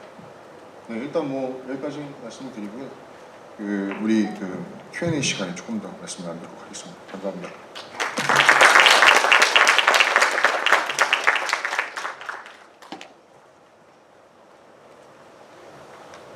Okay, great presentation. Thank you for keeping the time. A lot of convergence with the last two speakers on the information space and cognitive coercion or disinformation, information warfare operations. Okay, my name is Dan Pinkston. I'm with Troy University.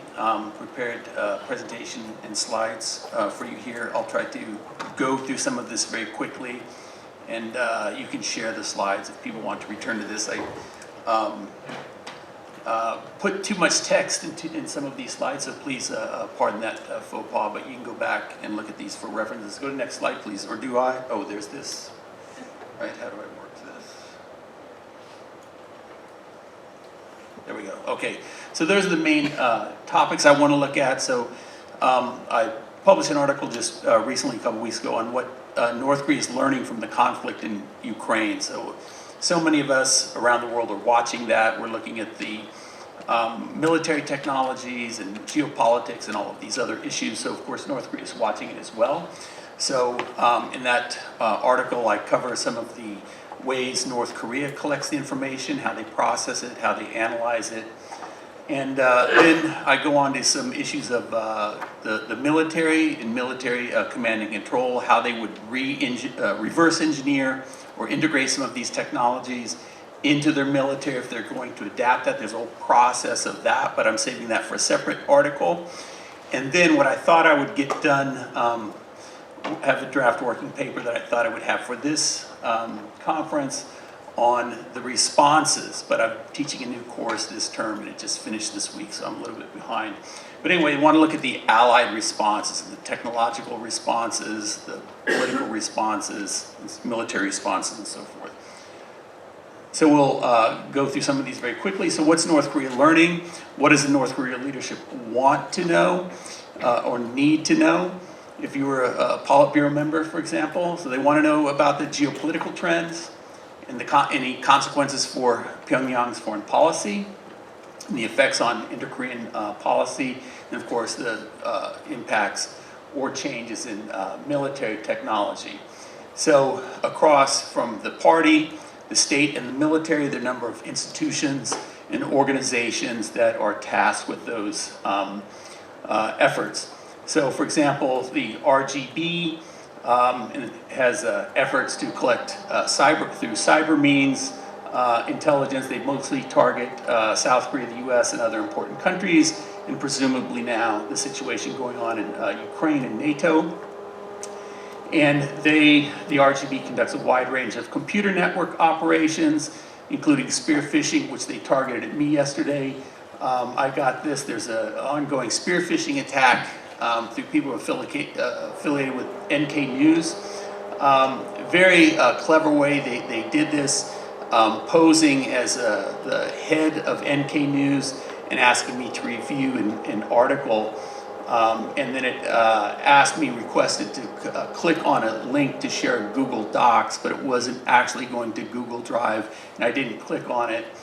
But anyway, it's very active. I had this experience yesterday. Okay, as far as the state, number of embassies abroad, including in Europe. You see the important countries there. Intelligence officers, political officers, security officers work overseas to maintain their formal contacts and develop human networks. The party has a number of liaison organizations and friendship committees, and all of these networks can be used for collection activities, but of course this has been disrupted because of COVID, and they're probably trying to rebuild some of that. They have networks and organizations to collect from the Korean diaspora, South Koreans abroad, and so forth. And then in locations where they wish to procure or collect any kinds of components or military technologies and so forth, they will also dispatch people from the munitions industry department of the party to take care of that. So if there are changes and technologies they're trying to integrate, one of the big things people have been watching are unmanned aerial vehicles, UAVs or drones, and the effects those are having in Ukraine. And of course, North Korea has an active drone program. We've seen incursions into South Korea recently. So what are some of the advantages and disadvantages for North Korean collection? Of course, a lot of open source information. They can just get on the internet, collect more than they could ever analyze or process. As I mentioned, the COVID has disrupted the human networks probably, but another major problem for them is cognitive biases. And then how that affects what North Korea is learning. So in the piece, and I have the link at the end of these slides, you take a look at it and you can keep these slides. So what's the real lessons learned in Ukraine? The first real lesson is that the US and allied resilience and resolve are greater than these authoritarian regimes had claimed or anticipated. And North Korea has been influenced by Lenin's theory of capitalist imperialism and Thomas Hobbes' depiction of the state of nature being a hostile, menacing place. So they view the international system as menacing, threatening, and the only way to achieve security is through self-help and through power. So I believe, or I see North Korea or Pyongyang seeing this situation in Ukraine. Instead of Ukraine defending its sovereign territory and like-minded countries supporting them to maintain and protect the liberal world order, Pyongyang probably sees this as Russia acting preemptively against Western aggression and that whole narrative that we see from Russian press. So for the Korean Workers' Party, security is a never-ending zero-sum struggle, and the only way to become secure is to acquire more power. And of course, no amount of power would ever be sufficient unless the party were able to complete the Korean Revolution and achieve the final victory, or if there's a transformation of the international system. Okay, so what are have the objectives, what the Korean Workers' Party wants to achieve. The second lesson of Russian aggression is that the Beijing-Moscow Unlimited Partnership does have limits. I argue dictatorships are transactional, they have credible commitment problems. And this whole cycle and this kind of observations reinforces North Korea's view that it's a self-help system menacing international system. So nevertheless, North Korea will act opportunistically or seek ways to exploit this temporary or any cooperation with Russia and China. So North Korea has no desire for inter-Korean dialogue, and the worry or concerns that PRC support and North Korea's nuclear arsenal could encourage North Korea to become more belligerent. Third lesson is the poor performance of Russian military. Many reasons for that. I think North Korea will say that this is just because of ideological weakness. We don't have this problem because we have such a great leader and such great ideology. And the fourth lesson here from the war, I say, is this kind of hybrid geopolitical and military one. It's limited utility of nuclear weapons. You can't really use a nuclear weapon. We've learned this in Korea, Vietnam, Iraq, and so forth. Nuclear powers, nuclear states, even in conflicts or confrontations with non-nuclear states, you really can't use a nuclear weapon. They're not useful for compellence, really only for deterrence. So a couple of problems for North Korea as we move to more technological, advanced modern warfare. North Korea is guided by this monolithic leadership system, this monolithic ideological system. This instills biases both in thinking, policy making, governance, intelligence collection, and everything else. And it becomes problematic for war fighting and possibly for nuclear command and control, I argue. So the centralization and politicization of the KPA are detrimental to joint operations and multi-domain warfare, which is modern warfare, all this technological stuff that we're talking about. Have the famous OODA loop up here, which is, I guess, devised, or US Air Force Colonel pilot came up with this in 1961. It's been applied to business and all kinds of things. So you observe, you see what's out there, you orient, and then you decide what you're going to do, and then you're going to act. So this is, in a lot of these collection, targeting, modern warfare, putting your payloads on the target and so forth, these continuous OODA loops. How the KPA controls the military, I'll skip that. Some of the nuclear stuff came up in some of the written questions. People concerned about using, North Korea using nuclear weapons. I'll skip through this very quickly. The English translation of this nuclear law last year is State Nuclear Forces Command Organization, is 국가핵 무력 지휘기구. So I think this should it should be a proper noun. It should be in uppercase, I think. This is an organization, but it's not transparent. We don't know who's on this, who does this. And then there's other stuff about the nuclear use or how they could use nuclear use. The law defines what the nuclear forces are. Cases where they can use nuclear weapons according to the law, but North Korea is not a country that has rule of law. It's ruled by law. State laws are only projected to the outside world. Really, everything that the state does is under the guidance of the party, so it's really with the party that's in control. In the law, I talk about the regular readiness of nuclear forces. When they define the nuclear forces, you can't really keep that stuff on readiness 24/7. So they tighten up their ideology, of course. They have this problem of positive controls, negative controls. How can you be absolutely 100% confident that when you need to use the weapons, they will? They will be used, and your institutional design, your technical design is all going to work according to plan. And of course, when you don't want them to work, you want your negative controls. Okay, so a couple of the responses, and I'll wrap this up. So, North Korea is a multifaceted, wicked problem. It's complex, open-ended, and intractable. But the most important issue, I think, is to prevent North Korea's accidental or deliberate use of nuclear weapons. And I argue that a North Korean nuclear strike would not come out of the blue, a bolt out of the blue.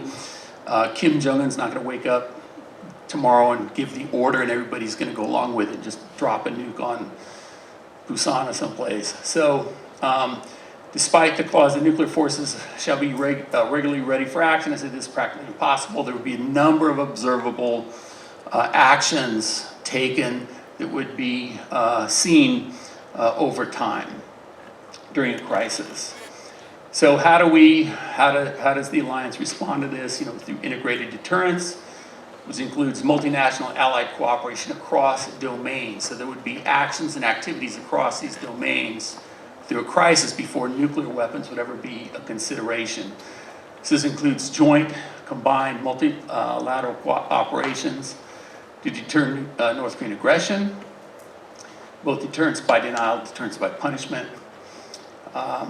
multi-domain warfare. So this means big data, more data, faster OODA loops, cross-domain networks. Have listed there some of the domains, and a lot of these are interconnected. So if you're maritime, you're a ship, you're a naval carrier group, your operations are contingent upon your cyber access or space access. All of these are interconnected. It gets very complex and complicated. And there's my last slide. So moving from what we call a kill chain, you maybe saw some of this in the press recently. Instead of a chain, more kind of unidimensional, single domain. We see the interconnectedness, this network, layered domains where you can't really separate them. This is the nature of modern warfare. So the operations of your adversary can be broken up or obstructed in one domain and have these knock-on cascading effects. So with the launch of a North Korean missile or nuclear attack, left of launch, before launch, all the things that we could do to disrupt that, whether it's in the UN Security Council, diplomacy, breaking up their supply chains, providing components that make their missiles fail, and so forth. And then the right of launch after launch happens, missile defense, counterstrikes, and those types of things. So the Allies will face this with elements of national and allied power to disrupt their capabilities across the dimensions of national power. And that's it. And there's my contact information. I think we move to the Q&A, right? Okay, Professor Kwon, how are we going to do this? We have the written questions, right? We're going to go through those, and then if we have time, take additional questions.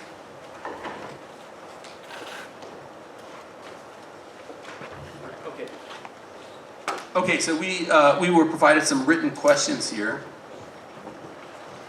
for our panel, and Professor Kwon kindly kind of divided them up. So I'll assign them, and then anyone else wants to jump in. But the first question here was, what are the most critical technologies for warfare now and in the near future, and why? And which countries are leading the way in those areas? So what are the most critical technologies for warfare now and in the near future, and why? And which countries are leading the way in those areas? Okay, so for our panelists, we had assigned Dr. E, Soohoon, Alex.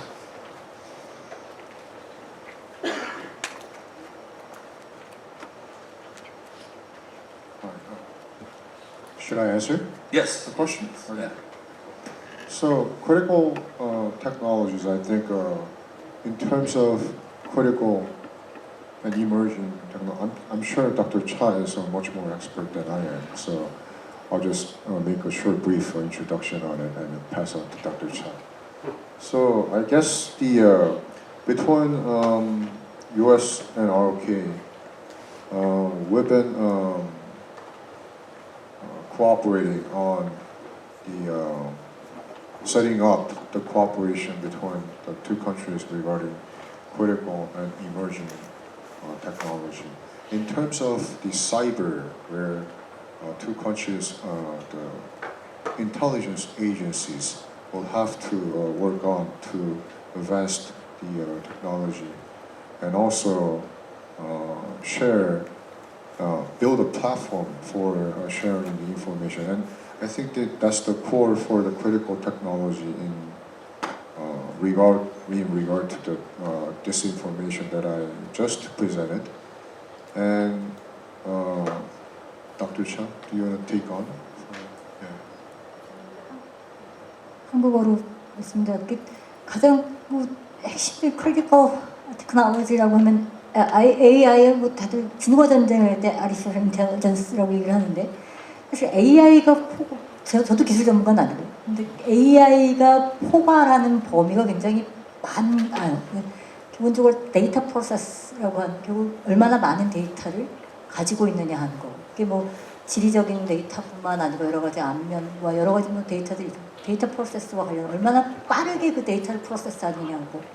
그리고 기본적으로 그 컬렉팅한 데이터를 어떻게 IoT 우리 보통 이렇게 얘기하는 거죠. 얼마나 실질적으로 인터넷 오브 띵이라고 하는 기본적으로 그런 연결을 어떻게 하는 거. 결국 아티피셜 인텔리전스가 가장 크리티컬 테크놀로지 범위는 굉장히 넓다고 할 수 있고 더 어떻게 보면 가장 근본적으로 크리티컬한 건 사이버 시큐리티 테크놀로지라고 하는 것. 사실은 이 모든 것들이 해킹할 수 있고 교란할 수 있고 안티 액세스 할 수 있고 지금 중국의 전략 중에 보통 A2A라고 안티 액세스 에러디나이라고 하는 전략이 있는데 그게 전통적으로 보면 이제 우리가 얘기하는 해상에서의 거리와 관련된 안티 액세스 에러디나이를 얘기를 하는데 최근에 중국에서 얘기하는 것들 중에 하나는 사이버 공간에서의 안티 액세스 에러디나이라는 얘기를 많이 하고 그런 것들은 결국은 어떤 오퍼레이팅을 할 때 진화 전쟁이 되고 미래 전쟁의 양상이 변할 때 실질적으로 그거는 결국은 네트워크 기반이기 때문에 결국은 어떻게 오퍼레이션을 교란할 수 있고 어떻게 그거를 디나이얼 오퍼레이팅을 교란하거나 액세스를 막거나 아니면 해킹하거나 하는 것들 아니면 간접적으로 다른 크리티컬 인프라를 공격하거나 하는 방식으로 어떻게 보면 연결되어 있는 건데 AI 플러스 사이버 시큐리티 테크놀로지라고 하는 것들이 미래 전쟁에서 결국은 디펜스와 어택을 한 여러 가지 그 공격과 방어에 처는 되게 중요한 기술들이 아닐까라는 생각이 듭니다. 네. Okay, great. Is this working? Okay, great. Thank you. And the next question is also directed to Dr. E or Dr. Cha as well. In general, Korea is known to be strong in AI, semiconductors, and new technologies. In comparison to China, Japan, and North Korea, how advanced is South Korea in terms of utilizing and applying new technologies in the security area? So kind of broad question there. Yes. So let me start again. Yeah, I guess again, that question. I'm from Korea Institute for Defense Analysis. I think that question should be addressed to the KIST or KIST, Science and Technology Institution. Yes, I think in terms of tech, Korea is one of the top in the world. That's for sure. But compared to China or Japan, that's the area which I can be very subjective. So, and also, the question whether Korea is much more efficient or effective in terms of applying tech to the security field. Yes, we are. We in this Yoon administration, we are starting a defense innovation 4.0, where the defense security strategy is based on the AI, quantum computing, data set, and so on. So I think, from my understanding, I'm not speaking for the government, but as a researcher who is researching the policy agendas for the M&D, I can say that our M&D is focusing, one of their top priorities is the tech and application that technology into defense and security strategy and policies. So that's the number one in the agenda in the M&D. That's for sure that I can say. May I add anything? 이게 평가를 하면 이게 중국, 북한, 일본 이렇게 비교를 하면 사실은 첨단 기술 분야에서는 한국이 경쟁력을 높게 갖고 있다고 중국은 제외하고라도 굉장히 높게. 문제는 여기서 말씀하신 것처럼 이게 군사화 되느냐, 실질적으로 military operation하고 얼마나 연결해서 실질적으로 이것이 우리가 하면 operational innovation이라고 하는 것까지 얼마나 발전하는가는 조금 더 조금 더 격차가 좀 있다고 볼 수 있고요. 아까 우리 이수민 박사님 말씀하신 것처럼 최근에 이제 한국 정부가 국방 개혁을 하는 데 있어서 진화 개혁을 가장 탑 프라이어티로 놓고 있어서 어떻게 보면 한국이 갖고 있는 테크놀로지 캐파시티가 실질적으로 밀리터리 이노베이션에 전환되는 과정이 앞으로 우리가 볼 수 있는, 관찰할 수 있는 아마 속도가 있을 것 같고, 그 차원에서 보면 뭐 당장은 이렇게 밀리터리 캐파시티나 밀리터리 이노베이션의 속도가 굉장히 다른 중국이나 미국보다 빠르다라고는 할 수는 없지만 첨단 기술 역량을 전환하는 과정이 앞으로 있다고 봤을 때 충분히 역량은 있을 수 있지 않을까 생각이 듭니다. 네. 차정희 박사님 말씀하신 거에 추가로 한 가지 더 하고 싶은 게 우리의 방산, 그러니까 한국의 방산이 굉장히 지금 주목을 받고 있잖아요. 그러니까 폴란드에서도 그랬었고, 그렇기 때문에 이제 한미 동맹 차원에서의 어떤 방산 협력과 우리 국내 방산 기업들이 굉장히 활약을 하고 있다. 이거는 사실 우리의 어떤 여러 가지 어떤 테크놀로지가 들어가 있는 것이고, 이게 디펜스 인더스트리가 굉장히 앞으로 훨씬 더 확장될 개연성이 크다. 라는 부분까지는 말씀을 드릴 수 있을 것 같습니다. Okay, great. Thank you. So kind of follow on to that, and what Dr. Yi was just saying, which areas can ROK US Alliance help to strengthen and complement in preparing for future warfare? So kind of building on what you just said about the defense industries, gaining expertise in an alliance with different components, different weapon systems, all of that when you need or require reliable suppliers and reliable sources.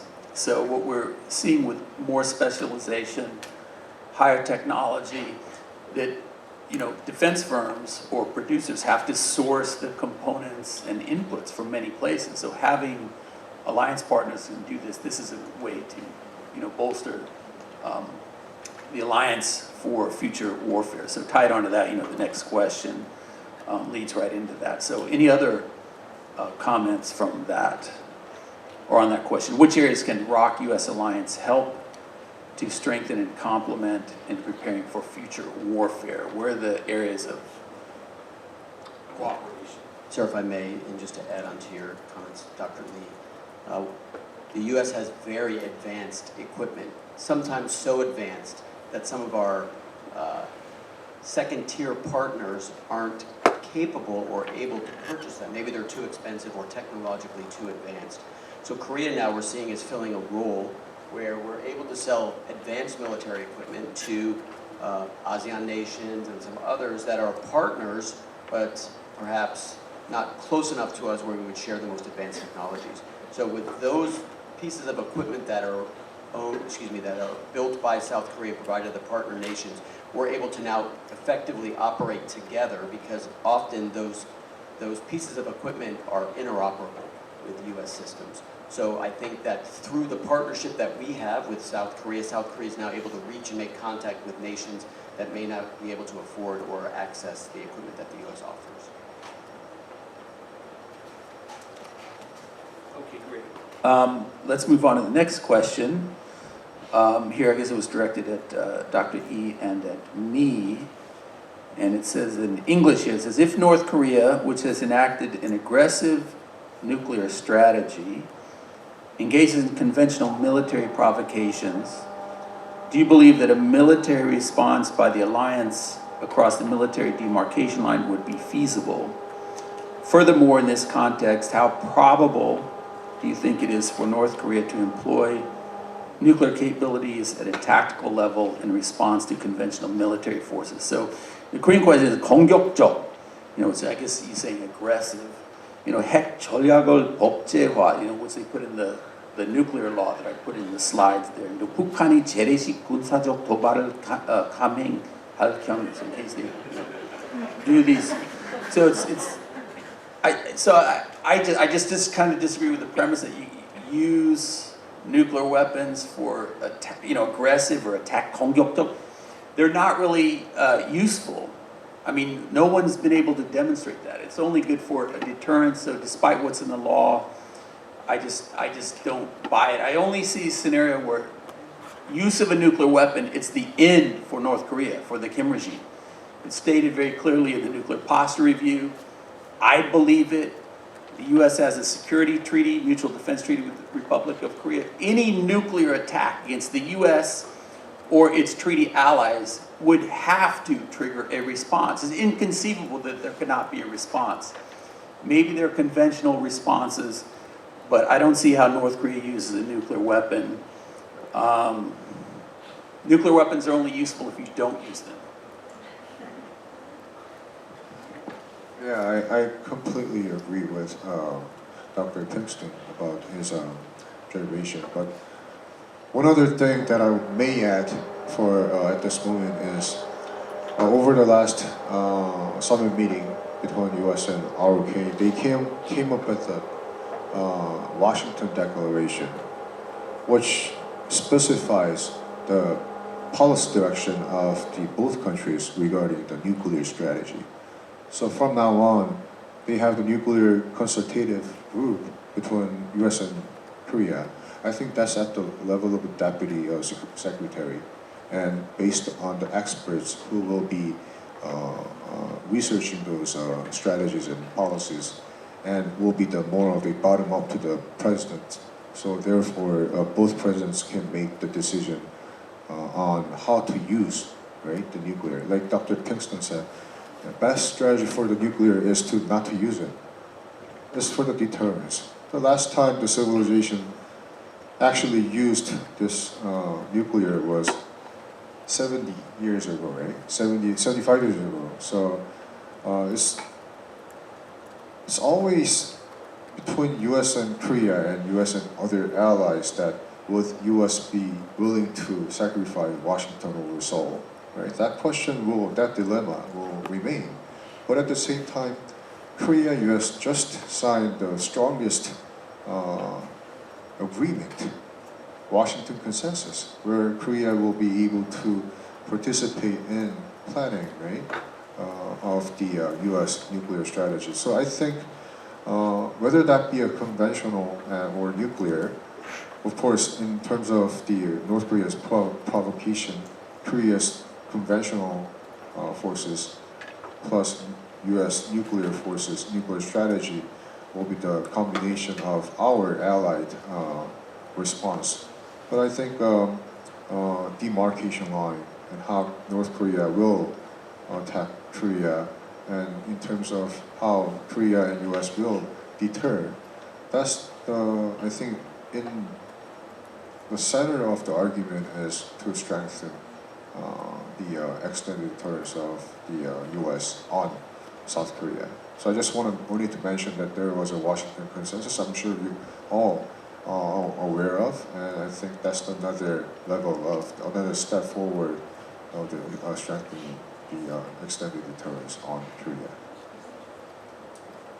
Okay, just one thing to add to that, and we could go for hours on this, but people always ask that question, will the U.S.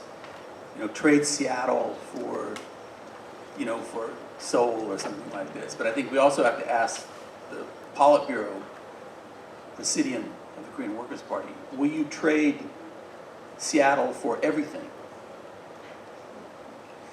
Are you suicidal or not? Okay, so let's see. Anything else? Dr. Cha or Mike, you guys have anything on this? Is North Korea likely to use nuclear weapons? Can counter North Korean nuclear weapons? Any other issues on the nuclear deterrence, extended deterrence? No? Okay, then we'll move on to the next question, which was penciled in here for Dr. Cha. In light of the current geopolitical landscape and the intensifying conflict between the US and China, South Korea is faced with a difficult decision regarding its international alliances. As a country that is surrounded by major powers and divided on the Korean Peninsula, what position should South Korea take to navigate these complex relationships? How can South Korea balance its economic cooperation with China and military security with the US while pursuing its strategic interests? So again, Korea being caught between this great power rivalry is a big dilemma, a very difficult position for South Korea. How can they balance this predicament? 사전에 질문지를 받았고요. 사실은 저도 중국 연구자면서 가장 많이 받는 질문 중에 하나인 것 같아요. 그런데 첫 번째 전제를 말씀드리면 여기 질문 중에 중국과의 경제협력과 미국과의 군사안보 사이의 균형이라고 말씀하셨는데 이게 안미경중이라고 아마 지난 한 20년간 우리가 써왔던 얘기 중에 하나고요. 결국 중국과의 경제적 파트너십하고 미국과의 안보적 동맹을 어떻게 균형할 거냐의 부분인데 구조는 이미 변했다고 볼 수 있고요.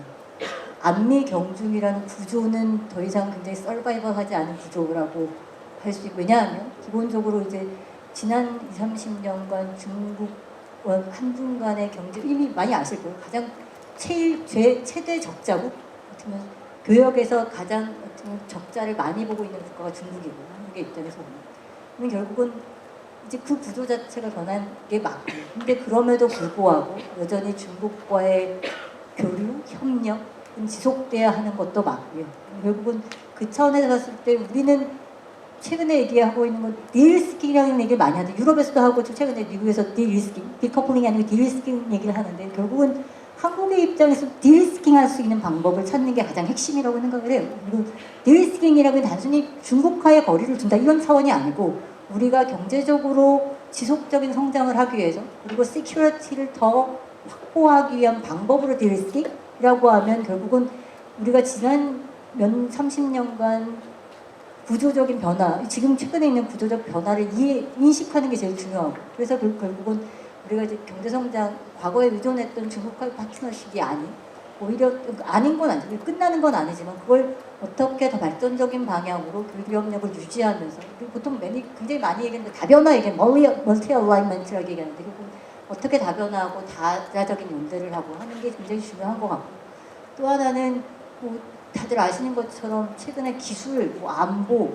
가치 이런 것들이 다 같이 외교까지 굉장히 다 연결되어 있어서 사실은 안보와 경제를 분리하는 게 굉장히 어렵다고 볼 수가 있고 결국 균형이라는 거는 미국과 중국 간의 균형을 하는 게 아니고 제 개인적인 생각은 그리고 한국이 자체적으로 변화하는 구조 속에서 어떻게 하는 게 가장 딜리스킹 할 수 있는 방법인지 앞으로의 안보도 그렇고 앞으로의 경제도 그렇고 그런 방법을 균형점을 찾아가는 게 제일 중요하다는 생각이 들고 우리가 항상 이렇게 미중 경쟁 속에서 우리가 어디를 가야 되냐 이런 차원의 문제는 아닐 거고 이건 단순히 한국뿐만 아니고 유럽도 그렇고 일본도 그렇고 다른 국가들도 마찬가지고 이러한 구조 속에서 어떻게 경제와 안보를 디리스킹할 수 있느냐는 것들을 전략적으로 고민하는 시점 저는 답을 여기서 내기는 어렵지만 구조를 아까 이렇게 질문을 주셔서 경제, 안보 구분하는 거 미국과 중국을 구분하는 거 이런 구조는 이게 사실은 굉장히 조금 더 우리 차원에서 조금 더 전략적으로 혁신해야 되는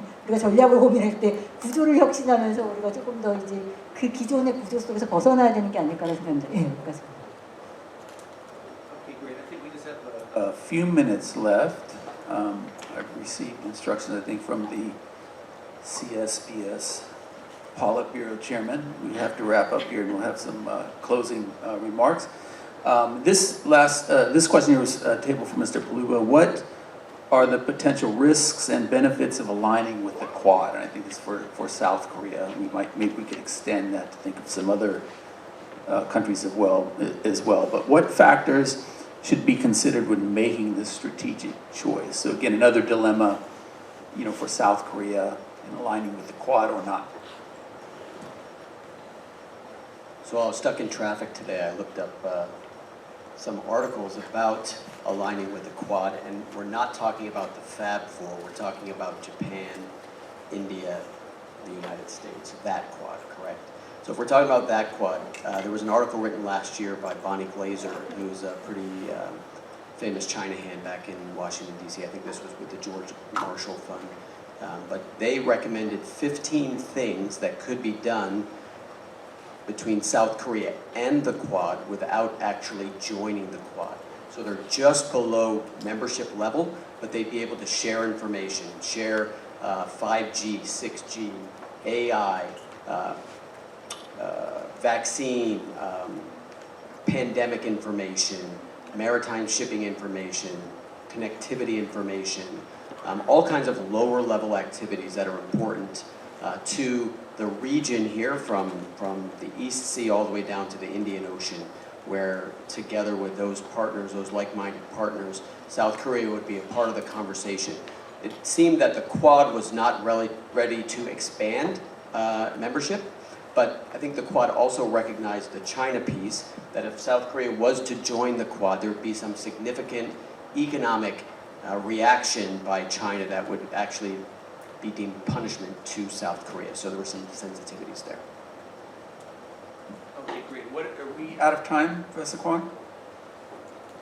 Okay, so then we'll wrap up here. How about a round of applause for our panelists here? Thanks so much. Thank you, distinguished speakers, for your insightful presentations and the fruitful discussion today. Now we will have a Q&A session for the next 20 minutes. If you have a question, please raise your hand and we will provide you a mic. 이제 20분간 질의응답 세션을 진행하도록 하겠습니다. 질문이 있으신 분들께서는 자리에서 손을 들어주시면 마이크를 전달하도록 하겠습니다. Please introduce your affiliation and which panelist your question is directed towards. 질문과 함께 자신의 직함과 답변을 듣고자 하시는 연사자분을 말씀해 주시기 바랍니다.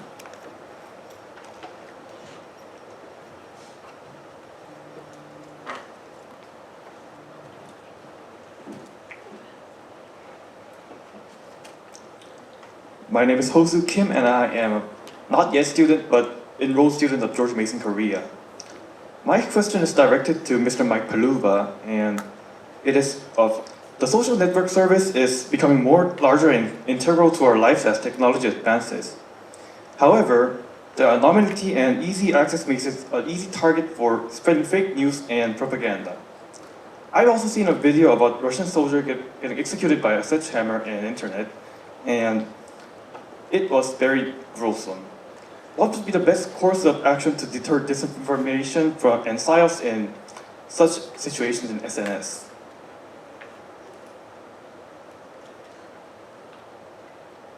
Thanks, great question. As I was doing some research for this particular conversation, I also saw a lot of references to deepfakes, and I think one of our presenters had that written on their slide deck as well. Certainly a challenge these days. I think that if I was to use United Nations Command as an example, because of the 15, 18 nations that are represented within that, there is probably some way for us to work together to identify perhaps a messaging strategy when misinformation is being addressed. And during a pre-preparation with Dr. Lee, I think you mentioned that in Europe right now, I think you referred to it as FEMI, which is an organization that's trying to look at this a little more closely and figure out a proper way ahead. But right now, it looks like the SNS networks are more advanced than the people looking to try to provide a counter to the disinformation. So disinformation has first mover advantage. So right now, those people are in the lead. As I mentioned in my particular presentation, if you look at TikTok as an example, if the PRC is able to dictate what is being fed to the various users of that and only feeding disinformation that appears to be real information, those that are trying to counter that are going to be at a significant disadvantage. Does that answer your question?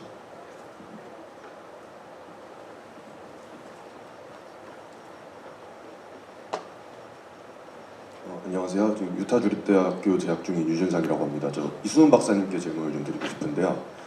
그 이제 아까 북한의 허위 정보 관련해서 얘기를 좀 해주셨는데, 사실 이제 우리가 전통적으로 생각할 때 북한의 허위 정보라고 하면은 뭐 이렇게 공중에서 떨어진 삐라라든가 뭐 이런 거 많이 생각하셨습니까? 근데 이제 아무래도 이게 IT 시대에 접어들면서 조금 다른 방식들이 조금 더 효과적이고 어떻게 보면 기술적인 방식들이 많이 생겼을 것 같은데, 뭐 이제 중국의 경우에는 이제 팔루바 박사님이 뭐 틱톡도 언급해 주셨고 한데, 북한의 경우에는 그럼 이제 이런 새로운 시대에 맞는 신흥 기술을 이용한 그런 허위 정보 전략을 어떤 식으로 운영해 나가고 있는지 이런 부분을 좀 알고 싶습니다.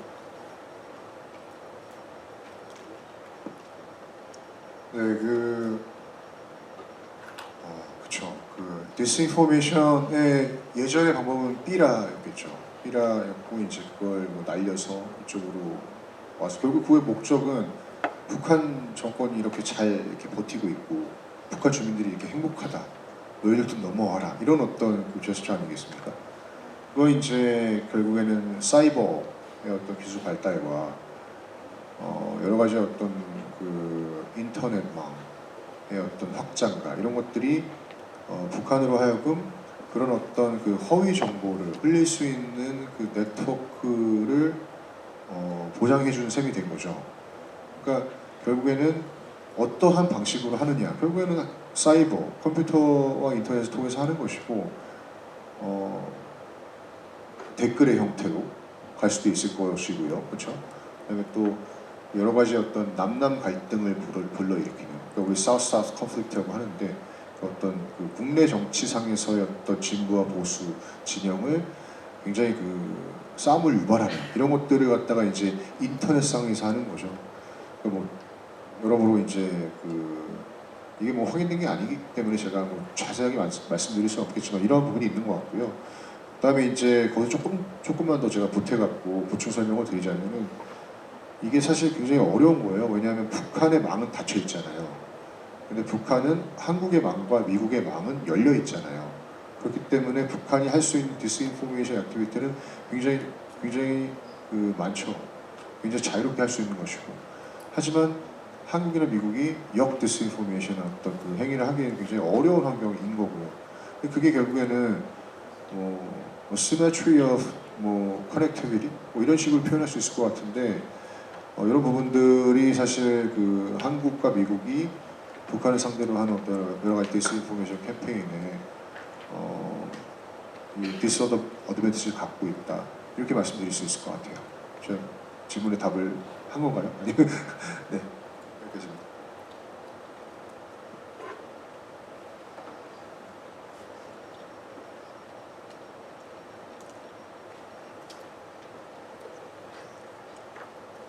Hi, I'm Jihye Lim from Mason, Korea. Thank you for today's presentation. I actually learned a lot. I am actually asking a question to maybe Mr. Paluba and Dr. Lee about some issues can be divided into global, regional, or peninsula levels in terms of US-ROK summit. So basically what I want to know is what's the implication of dividing issues into 3 levels? What's the implication for the US-ROK alliances, specifically, so when it comes to DPRK, so when it comes to North Korea going to global, then what's the role of South Korean government, and what can we expect for the alliance?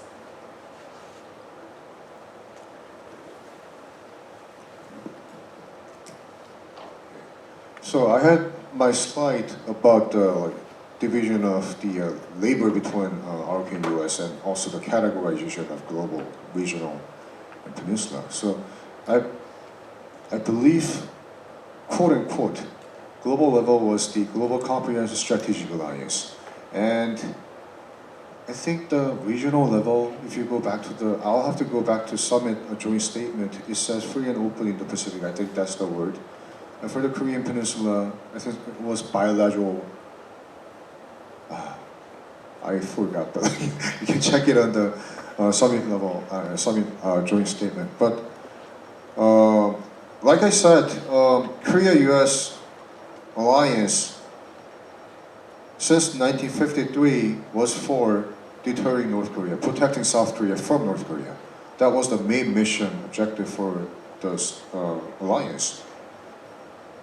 But now, global security environment has changed dramatically, where also the Korea stands economically number 10 in the world, and number 6 in terms of military capability, according to globalfirepower.com, but I'm not sure the credibility of the source. But they say it, 6th military power, 10th economic power. So the implication for this global comprehensive strategic alliance is that Korea, so during the 1950s until the collapse of the Soviet Union, end of the Cold War, was, if the gap was like that between the US and Korea, now the gap is like this, which means Korea is much more capable economically, militarily. Therefore, there are so many things that the allies can achieve on the global stage at the regional level. So the scope and scale of the alliance is bigger than ever, and that's why they keep on repeating, emphasizing the Global Comprehensive Strategic Alliance. What kind of roles can they play? At the global level, at the global and regional level, we can think about both traditional, non-traditional agendas, from maritime security to, say, climate change. So basically, there's no limit for the agenda setting for the allies. And I think they're at the very ideal level where they can pursue any kind of objectives in the world. But if you come to the situation of some sensitive political agendas, such as South China Sea or Taiwan Strait, that's the time where the allies will get together again and think about the future, set the direction for the future.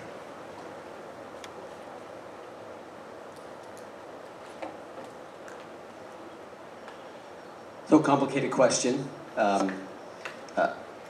If I broke it down into the 3 aspects you mentioned, global, regional, and peninsula, I would argue that it's all about the PRC and what China's looking at South Korea and what South Korea is doing. So on peninsula, China does not like the US presence on peninsula, but they accept it. So that's kind of off the table. I think we're okay where we're at there. Regionally, and I'll say regionally goes to the South China Sea. If I was to look at that regionally, if you look at President Yoon's comments a week or so ago where he said, the status quo, no change, leave peace, the Chinese Ministry of Foreign Affairs reacted violently to President Yoon's comments. And I think for 4 or 5 days straight, there was a series of strongly worded statements from the PRC directed at President Yoon and the Republic of Korea about their place. And then if I was to look at it globally, some comments that we've heard a lot lately, no Pacific NATO. China doesn't want any change to the status quo. They want Korea to remain where Korea is located. They don't want Korea, I would argue, to have more of a global role, even though Korea is a global power. So when we talk about economics, when we talk about military capabilities and things like that, I feel like the only way forward is for continued dialogue from like-minded partners, South Korea and the United States, Japan and the United States. We don't have any kind of security mechanism here, but we have a lot of partnerships. And if we can create opportunities for multilateral organizations or coordinations or conversations and continue to message, right? Your economic ties with China are just important to China as they are to South Korea, but they can punish you more by turning things off like they did in 2017 with THAAD, right? The same goes for Japan, the same goes for Taiwan, the same goes for the Philippines and ASEAN and all these other nations. And as we continue to see the Chinese aggressive tactics regarding economic warfare to the various countries in the region, it's almost as if China is now pushing these countries to come together to directly counter China in reverse and to stand up together for a common goal. And that goal is openness and democracy and fair trade. Hi, my name is Alexandria Laswell. I'm a George Mason student from the Fairfax campus who's studying at George Mason, Korea. Thank you so much for taking the time for your wonderful information. My question for you today is, can new technological developments that were mentioned during this discussion, as well as disinformation, affect present legislation on humanitarian rights within states? If so, how can we expect these change in humanitarian legislation?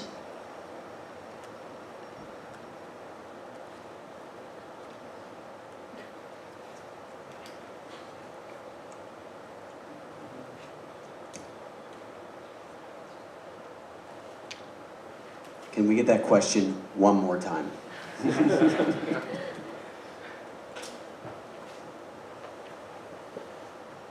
Yes, of course, I'm sorry. Can the new technological developments that were mentioned during this discussion, as well as the disinformation, affect the present legislation on humanitarian rights within states?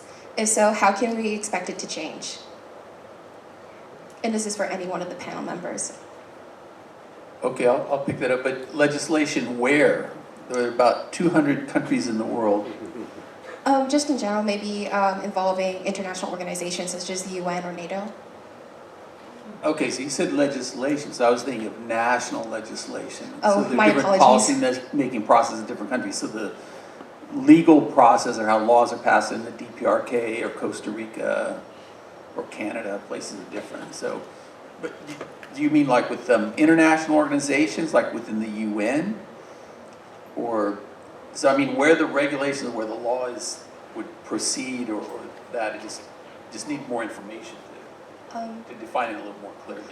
Well, during your discussion, I have been very fascinated with how a lot of your technological developments on AI, deep sea space technologies can impact a lot of different countries. And I assumed personally that it could also involve a lot of legislation between international organizations that may be involved with its members. And I was wondering, can this affect any humanitarian concerns that involves these technologies? For example, we have free speech on the internet for the United States and free posting. So maybe that might be a concern for how these developments between these new developments in AI and other sorts of technological developments can be impacted by humanitarian concerns. Yeah, I mean, it's a great question. I'm just trying to refine it. I mean, it sounds like it would be a great, it would be a great, research question, or for your master's thesis or a capstone project or something like that. So, looking at, so the dependent variable being the legislative outcomes. You could do like a comparative study, and then looking over a time series with disinformation and how that's defined and everything. So, it's kind of open-ended, right? So it's kind of like a research question. And I mean, I don't really know the answer, but yeah.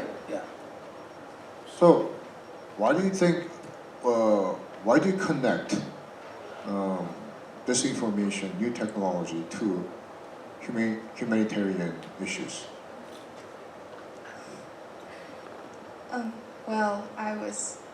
When it comes to technology, a lot of people have free access to it. So knowing that a lot of maybe different governments and countries can maybe interact with a lot of what we do on the internet as well, what we put on the internet, a lot of our information, and all that stuff, especially when it comes to sending emails and other communication devices that maybe other governments will use to use as information for more developmental technological advances. I'm probably wording this very weirdly, I apologize. But knowing that we send our personal values through the internet and especially when it comes to government implementations around the world, would these technologies impact how we view human rights and how we assume that personal and free speech can be implemented in international relations? I'm gonna try, right? I'm gonna try my best to Of answer course, answer your apologize. question, but yeah. So first of all, I believe that's the sovereignty issue right now. For example, disinformation, how South Korea and U.S. as an ally handles responses to North Korea's disinformation campaign. That is the governmental. That's the sovereignty issue, I think. First of all, right? What you're saying is you are categorizing disinformation as the transnational problem, where in the end it will be beyond the sovereignty issue, where United Nations or international other NGOs will have to step in, and according to your analysis, maybe we'll come up with the legislation or different conventions to really handle this specific transnational issue of the disinformation, right? But I think we're at the very level of trying to handle this disinformation at the sovereignty governmental level. As an alliance, US and ROK can work together. That's why I explained for my presentation in the last slide, I came up with the issue of cooperation between the US and ROK in terms of building the institution for managing North Korea's deterring North Korea's disinformation campaign. So I see where you're going at, like in terms of your question, but I don't think at this point I have a clear answer to it. But what I can say for sure is at the national level, it's not at the international organizational level. But of course, having that said, as an IR student myself, I still believe the world is anarchic, right? We don't have a central government. That's why we need to survive. Self-help, right? Three S's of the realism. I still believe that, right? The world functions in that way. That's why, of course, UN is the institution, global institution. Still, there should be the prior responses from each government, whether that be Korea or the US. Did I answer at least half of your question? All right. Just try to expound. I was speaking in English. 이게 정말 중요한 문제고요. 그 질문하신 그 레귤레이션과 놈과 밸류와 이런 것들이 에틱스까지 신흥기술과 연결된 규칙, 규범, 윤리까지 엄청나게 사실은 큰 과제 중에 하나예요. 그래서 사실은 말씀하신 내용이 앞으로 사실은 가장 많이 토론되어야 할 내용 중에 하나고요. 어디 그 리터처 리뷰에서 보면 결국에 AI 시대는 기술 경쟁이 아니고 규범 경쟁이 될 거다라는 얘기도 있어요. 이게 나중에 가면 기술을 우리가 컨트롤할 수 없고 이게 어떻게 보면 훨씬 더 편리함보다 훨씬 큰 재앙이 될 수 있어서 이걸 어떻게 컨트롤하고 어떻게 같이 협력해서 대응할 거가 더 큰 과제일 수 있다고 얘기를 하고 있는데 문제는 불행하게도 아까 말한 인터내셔널 레벨에서 인터내셔널 오거나이제이션에서 논의하기에는 아시는 것처럼 국제 질서가 굉장히 디바이드 돼 있고 스트레치 컴피티션이 굉장히 강화되고 있어서 그런 것들이 굉장히 구조적 제약으로 있고요. 또 하나는 문화적인 거. 이 마찬가지로 중국과 유럽과 한국도 마찬가지로 각자의 사실은 문화적인 토대가 굉장히 달라서 주권을 보는 거 그리고 인권을 보는 거 그리고 국가의 역할을 보는 게 다 달라요.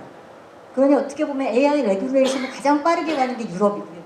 어떻게 보면 미국이 유럽보다 훨씬 더 뒤쳐져 있고 중국은 굉장히 그 분야에서 다른 각도에서 빠르다고 본인은 주권과 사실은 인권과 이런 것들을 얘기하지만 그러한 것들이 어떻게 보면 기술 격차에서 오는 중국에 대한 네거티브 임팩트를 우려해서 결국은 AI가 군사화되면 실질적으로 군사력 격차가 커진다든지 AI를 활용해서 중국의 발전을 억제한다든지 하는 방식으로 활용될까봐 걱정이 돼서 우려가 돼서 실질적으로 어떻게 보면 AI 레귤레이션을 해야 된다고 강조하는 차원에 있고요. 사실 여러 가지 문화, 기술 격차 그리고 여러 가지 주권에 대한 우리가 얘기하고 있는 여러 가지 political norm에 대한 인식의 격차 이런 것들이 거기다 그레이트 폴리틱스까지, 강대국 경쟁까지 굉장히 다양한 것들이 이 엄청난 중요한 과제를 속도를 못 내게 하는 구조가 있고요. 말씀하신 것처럼 뭐 리서치 퀘스천이라고 하셨지만 결국은 이제 어떻게 보면 굉장히 롱텀에서 보면 결국은 재앙이 될 수 있는 테크놀로지컬 이노베이션이라고 하는 것들을 어떻게 레귤레이트 할 거냐는 부분은 사실은 굉장히 모두가 같이 고민해야 되는 과제일 것 같아요. 네, 맞습니다. All right, as we sit here and talk through this, I have one possible example that may meet your criteria for the future research project. So I would offer that China's use of AI in Xinjiang and the human rights impact to the Uyghurs, the threats to use the same in Hong Kong, and if they were to subsume Taiwan, the same type of facial recognition and lockdown and re-education may occur there. And if you look most recently at reports of Chinese police stations throughout the world where they were reporting on Chinese citizens who are residents of other countries, that seems to me to be another human rights abuse possibility. So in this case, it would be a national issue within China's borders, and it would also venture into the transnational arena because of what we're seeing outside, or at least the threats that are being made outside. But we've seen some examples of people that have been locked up because they had said something or done something and they were in Thailand, and the PRC government has gone and taken them and brought them back to China. So that certainly is human rights abuse. Yeah, one more thing I'll add onto this. It's interesting, the human rights. So if you bound the issue area as the realm of human rights, that is often related to sanctions. And with human rights violations, liberal democracies have legislation or regulations that trigger sanctions and so forth. So you might look at that, so instead of, using disinformation to affect legislation, can it be used to circumvent sanctions or to prevent the implementation of sanctions and that? So that could kind of be like your dependent variable. So, and I was thinking of China, exactly. I was thinking of the Uyghurs when I was teaching class last fall, teaching Chinese intelligence course. It was when all of the protests happened over COVID, right?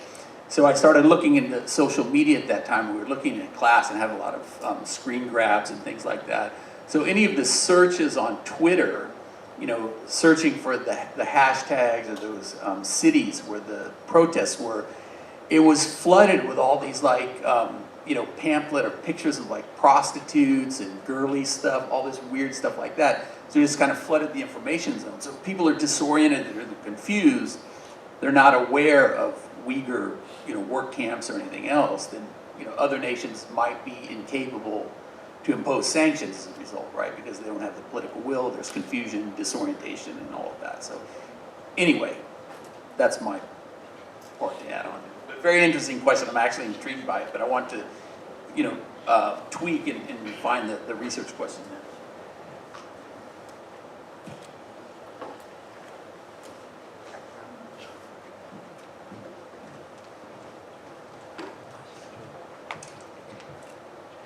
We would like to thank the panelists for their expert responses to the questions and those who presented their interesting questions. 질문에 대한 답변을 주신 연사자분들께 감사드리며 질문을 해주신 모든 분들께도 감사의 말씀을 전합니다. Distinguished speakers, you may now return to your seats. 연사자분들께서는 이제 자리로 돌아가 주시기 바라겠습니다. 답변 주신 연사분들께 뜨거운 박수 부탁드립니다.